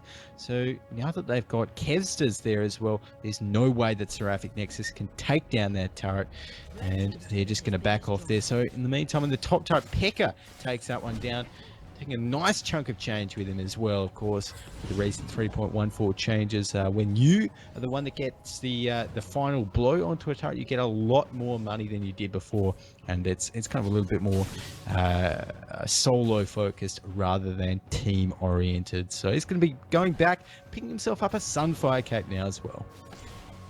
Yep, get the split push happening there from Shen. I think that SYF in a really good position here, GoGo. These 2-to-1 turrets in their favor. The first one just falling here as Kevster's taken a decent amount of damage here from Kassadin, and will have to retreat. She's a little bit far ahead there, so probably a bad idea to be chilling that far up against the turret. Jono now returning to the mid lane, and you can see the push from Ant Soldier coming out. He has a decent wave around him as well. Jinx will be joining him in the top lane, trying to get maybe a turret out of this one. Yeah, it looks like it there. I mean, Pekka Coco not going to let this one go for free, and even though there is 3 members, help of the turret, I think this dragon with that... there we are, Dragon's Descent's going in. Yeah, the dazzle on top. The flame choppers are there. Pekka lands right on top of him, getting more and more damage. Kassadin is roaming towards this top lane. Elise is down the bottom lane, going to continue to push. Oriana's also there. There is a bit of a spread happening here. Prince lands the Sonic Wave on the BTK, decides against going in. In comes James over the top though. The Dazzle lands in the brush. Kevs is in trouble. Ignite uses the barrier. Will he be able to survive? He will. There's a Super Mega Death Walker, picks up the kill on the Castle. They're able to turn this around, as well as the Shen ultimate on top. And Prince goes in once again, uses the kick. They're able to get out of this one alive with 2 kills, GoGo. What a 3-man taunt from Ant Soldier there. That definitely was a move that saved, I think, Penty in that one. Just got him out on the neck of health with the help of that Stand United, of course. Without that one, I think this could be a very different situation. But SYF taking down their 3rd turret of the match. All outer towers now are gone, and they're even putting some pressure onto the middle lane now. And I don't know, Seraphic Nexus not really looking as kind of coordinated, I want to say, as they were in the previous 2 games. Although, they've still got this Cass, and they've still got a pretty strong late game. Pekka Coco on that Shyvana is looking very good as well. So, by no means out of the picture. Oh, this next one, a contested dragon. The Dazzle onto Artem. In up red team, they do steal the dragon. Zara comes in, throws the ultimate down, and Jinx is destroyed. Elise did get the dragon early on. Will we see a flash from BTK? It's a double kill for Lee Sin. Elise repel over the wall. Or did she flash? I believe she may have flashed over the wall. She did. And, oh, the Duke's just in the brush there. The Dukes, yeah, that's right. And James still looking for Elise. Jono is going to be able to get out of that one in the end. And a nice bit of play there from Prince picking himself up a couple of kills. Although, in this team composition, there's not really the champion you want to be getting those kills. Lee Sin's picked up 3, but you've got a Cassidy with none. You've got a Lucian with none as well, and Zara with 1. So, this Cassidy really needs, it would be nice if he started getting farmed up, a little bit more fed, a few kills under the belt. Then I could safely say that Seraphic Nexus are in a good position. But as it stands, SYF, they're the ones kind of controlling the flow of this game. Yeah, and up in this top lane, Ant Soldier and Pekka just dueling back and forth. Both of them having some fight. Okay, Bilgewater Cutlass being finished on Shyvana as well. And you can see here SYF closing around Shyvana, who's now fighting on the white. But she knows that Jono is there. She's going to come through. Ulti over the wall. Oh, well, as Jono says, I'll just take that white off you. And now they're grouping in this top lane, GoGo. Yeah, Pekka there with that Dragon's Descent being used. Once that time, sounds going to be significantly less tanky. Looks like he's working towards a Blade of the Ruin King now, so also a little bit more damage in his build. But SYF, they've got 5 members up here. Got 5 members of Seraphic Nexus up here as well. They really want to team fight. But I think in and all in this scenario, SYF would definitely take it, especially with that Dragon's Descent not available for Pekka. Yeah, the poke from Lucian though coming out. Maybe be able to force them away from this one. Ultimates up all around. Who's going to get the engage? Pekka Coco actually doesn't have his ultimate, so Shyvana has that one down at the moment. And this is just a siege back and forth. Yeah, it is right now, and these teams are specifically good at sieging, although, I suppose SNX, they don't have quite as much wave clear as SYF, although we're seeing a little bit of poke coming out there from James. He's relatively safe in doing that. I like the split push now, though, from Ant Soldier. That means that even if Seraphic Nexus clear at the top wave, they've got the middle lane to kind of worry about right now as well, but looks like SYF are going to be backing off there. Lots of lanes being pressured now by them. Yeah, Jono might be in a bit of trouble here. Kikoko throws a ward over the wall. He will steal away that blue buff. And there is the peel from Lucian as well. Oh no, Lee Sin has returned back to the defense of the top turret. And Ant Soldier is going to continue pushing down this middle turret. Yeah, it looks like it now. So, middle turret, a little bit of pressure there. We see the ultimate from Lucian actually coming out in the top lane as well. Just for a bit of harass, bit of poke down there. And in the meantime, SYF, they really, really want to get this turret. They're kind of chipping away at it little by little. Oh, Artem! Oh! The ultimate forces the flash out from Lucian. Elise picks up the kill on Azara, who's completely deleted from the map. A really good reflex from Artem, though, to come out. James gets stunned. The dazzle too strong. Pekka Coco over the back. The Stand United being used onto Kevsters will save his life. And Prince is just doing all the damage as Shen picks up the kill on Lucian. As Jinx destroys the Shyvana. They're going to get the turret. A good fight for SNX. Fantastic bit of play there, SNX, and that was what a 3-for-0 exchange. Turret's going to go down as well, and you know, Seraphic Nexus not looking too good. It has to be said in this stage of the game. 5 for 10. You know, they're down in towers, down in kills, down in gold, and I'm taking a look at some of these items being picked up now by SYF. That's pretty scary. Yeah, wow, big ticket items being finished around the board. I'm sure. Head back once Jinx goes back. I dare say she might be using that zeal for possibly a Phantom Dancer. We'll have to see what she gets. What's she sitting on 1,500 gold, as she does actually buy a pickaxe and a longsword. So moving into that last whisper, which I think is a great pickup. Really good scaling with her super mega death rocket as well. Prince moving around now, taking away his red buff. And yeah, Pempty having a needlessly large rod sork boots as well. The Athene's Unholy Grail doing all the damage, and Shen is also very, very tanky. Gogo. Yeah, Shen is absolutely at the moment. You know, he's got himself that Spirit Visage, some Fire Cape, Ninja Tabber, like you're saying, Mennace. He's a menace so far, but I didn't even want to do that one, but it just came into my head. But he is, because it's so hard for Seraphic Nexus to burst him down. They don't have any sort of magic resist shredding or armor shredding items. There's no last whispers or void stuffs, anything like that on their team. So, you know, this really tanky Shen is at the front of these fights, and there's just no way they can take him down. So he really is a huge threat for the Seraphic Nexus lineup. Yeah, and you can see them SYF moving around towards the bottom lane, and they're easily going to take this one. The grasping root's not enough. Zara's ultimate comes out. Prince flashes over the top, but gets dazzled as well. Oh, so much damage onto him. Cassidy just gets deleted. Shen picks up the kill there. I'm not even sure how. Maybe the Sunfire Cape grabbed that one. There's a cocoon on Jish as well. Pepti flashes in the middle. And SYF are just continuing the push onto this bottom turret. So much damage all around from these guys. Yeah, that's right. I'll tell you what, 2 for none, as well as the turret there. SYF, they're very quickly running away with this game. I've got to say, man, there's 7k gold in the lead as well. You know, they are looking so strong, and their team, it doesn't really have any weak points in the game. They're all very strong. Even as this game goes later on, they're not going to drop off in effectiveness. Oh, Prince there with a nice little play, able to pick up the dragon, though the smite from Elise was on point. He was able to safeguard to a ward over the wall, and SYF will be returning back to base to buy a few more items and increase that lead even further.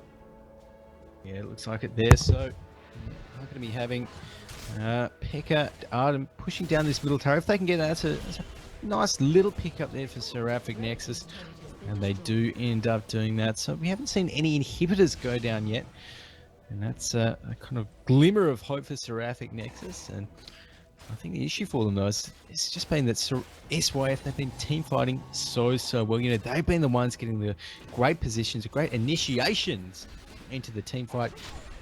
And they're the ones that have the freedom to split push with the Shen and just wait, bide their time to Ant Soldiers in a good position, you know, put some pressure on, and then force the engage with pressure on other lanes. So definitely in the driver's seat of this match at the moment.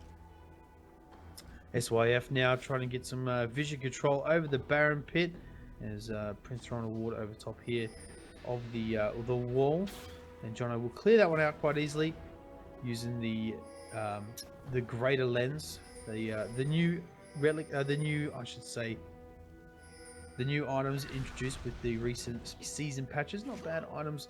So for SYF, they've gone again for that 2 greater lenses. The jungler picking that one up, and everybody else grabbing the greater totem using the wards. So it's working out pretty well for them, giving them good vision control, and it's proving pretty well. They are ahead 7k gold, 6-3 turrets, and 12-5 kills. SYF really strong. Yeah, SYF, like they're potentially looking for this inhibitor push right now. Got James down in the bottom lane as well, taking some damage from Ant Soldier. Ant Soldier's just destroying him. James cannot put out enough damage to push him out of lane, so I'm sure soon we may even see the fight, may even be a dive by SYF, and looks like BTK this game having a lot more of an impact on this tag. 0, 1, and 10, and he's starting to become so tanky. Very, very hard for Seraphic Nexus without, you know, any Last Whispers, Black Clovers, anything like that to take him down. All right, the Siege split push coming out from SYF. Once again, using the Shen to do so. The Stand United is available, so he can wait for someone to split push, someone to peel off to deal with the split push and defend that bottom lane. And you'll see here SYF should engage momentarily, waiting for the creep wave to come up.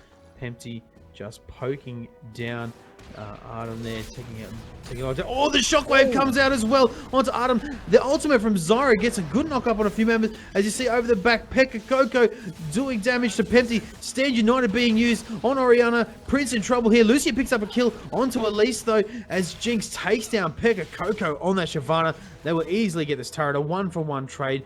But SNX do not want to fight. Oh, in comes James, gets dazzled and destroyed. Yeah, James just got completely deleted from the map. That inhibitor is going to go down. And, you know, apart from Jono, who went perhaps a little bit too ham, SYF are just in control of that fight. And they may even look to re-engage back onto Seraphic Nexus right here. Or maybe even just rotate down into the bottom lane to take that other inhibitor now.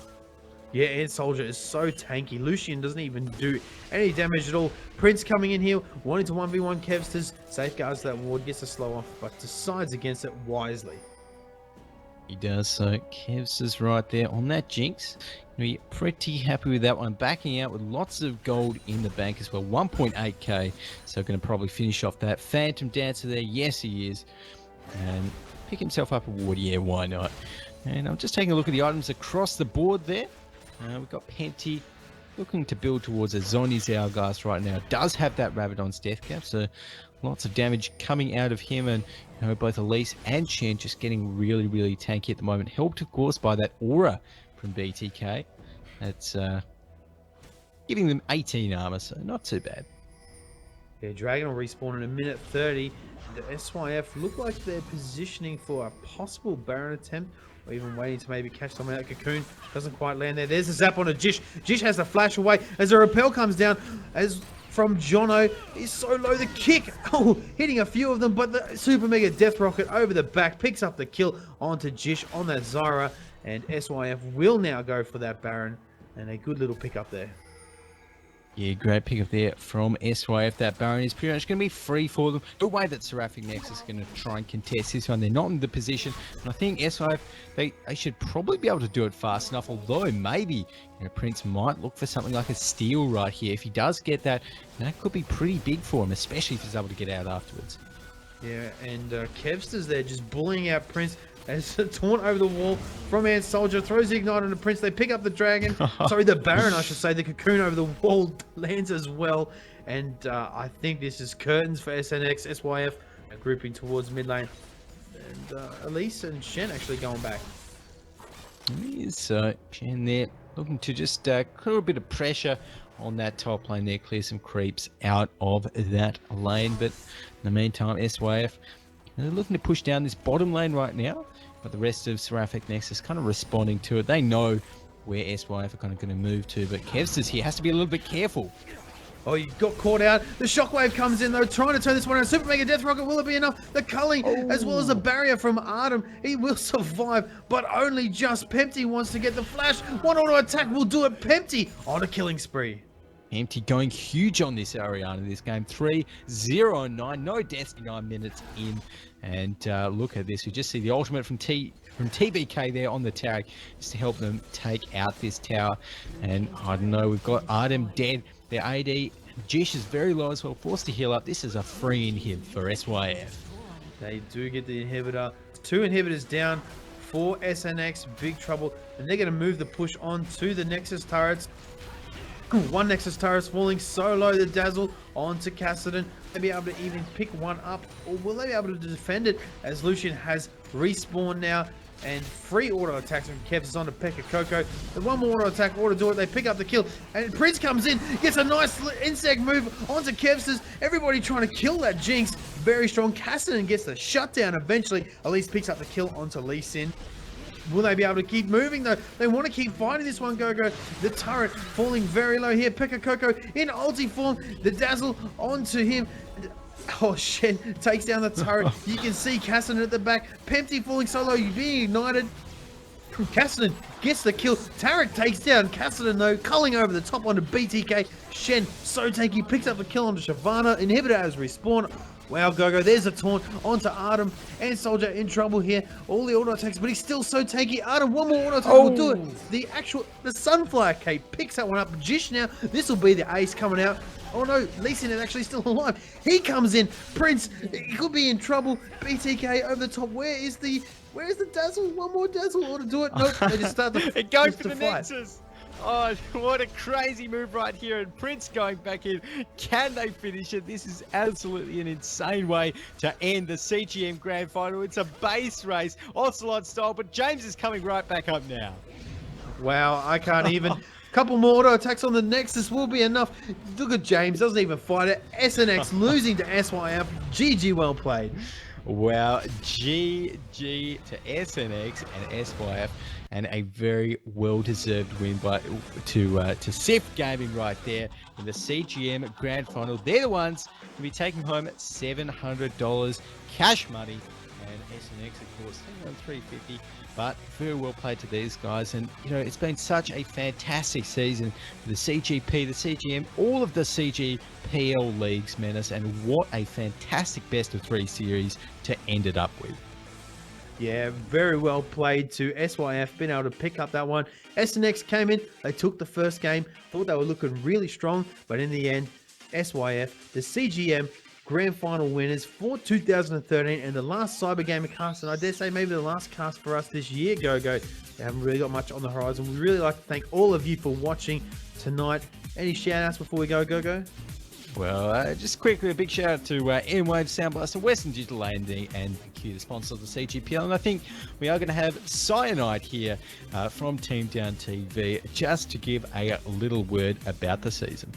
Yeah, thanks a lot, guys. Another good cast from you boys tonight, and yet again on the weekend with CGPL with Place there as well. So, as Mennace did say, this is the last one from Cyber Gamer for Team Down TV this season for League of Legends. But we do, you will catch us doing a fair bit of Go for LOL for ESL, which is every Sunday. There's normally 1 or more Team Down TV casters over there. So I did post our Facebook. Get onto that, guys, and like us and follow us over on Facebook, and keep up to date when we are doing some ESL League of Legends. But that's it this season. CGPL Season 1 for League of Legends and League of Legends in general for Cyber Gamer. It has been a great season, and like you said, thanks a lot to AMD, Sound Blaster, Western Digital. They were hiding from me. G-Skill, BenQ, and M-Wave sponsoring this season, and everyone for watching. So that's all I wanted to say, guys. Yeah, that about wraps it up for our cast tonight. Thank you very much for watching. As Steve said, make sure you head over to Facebook and follow us. And stay tuned next year for the next round of Cyber Gamer Premier League, and all the other Cyber Gamer matches we'll be bringing to you. And hope you all have a good Christmas if I don't hear from you. And thanks very much for watching. We'll see you next time.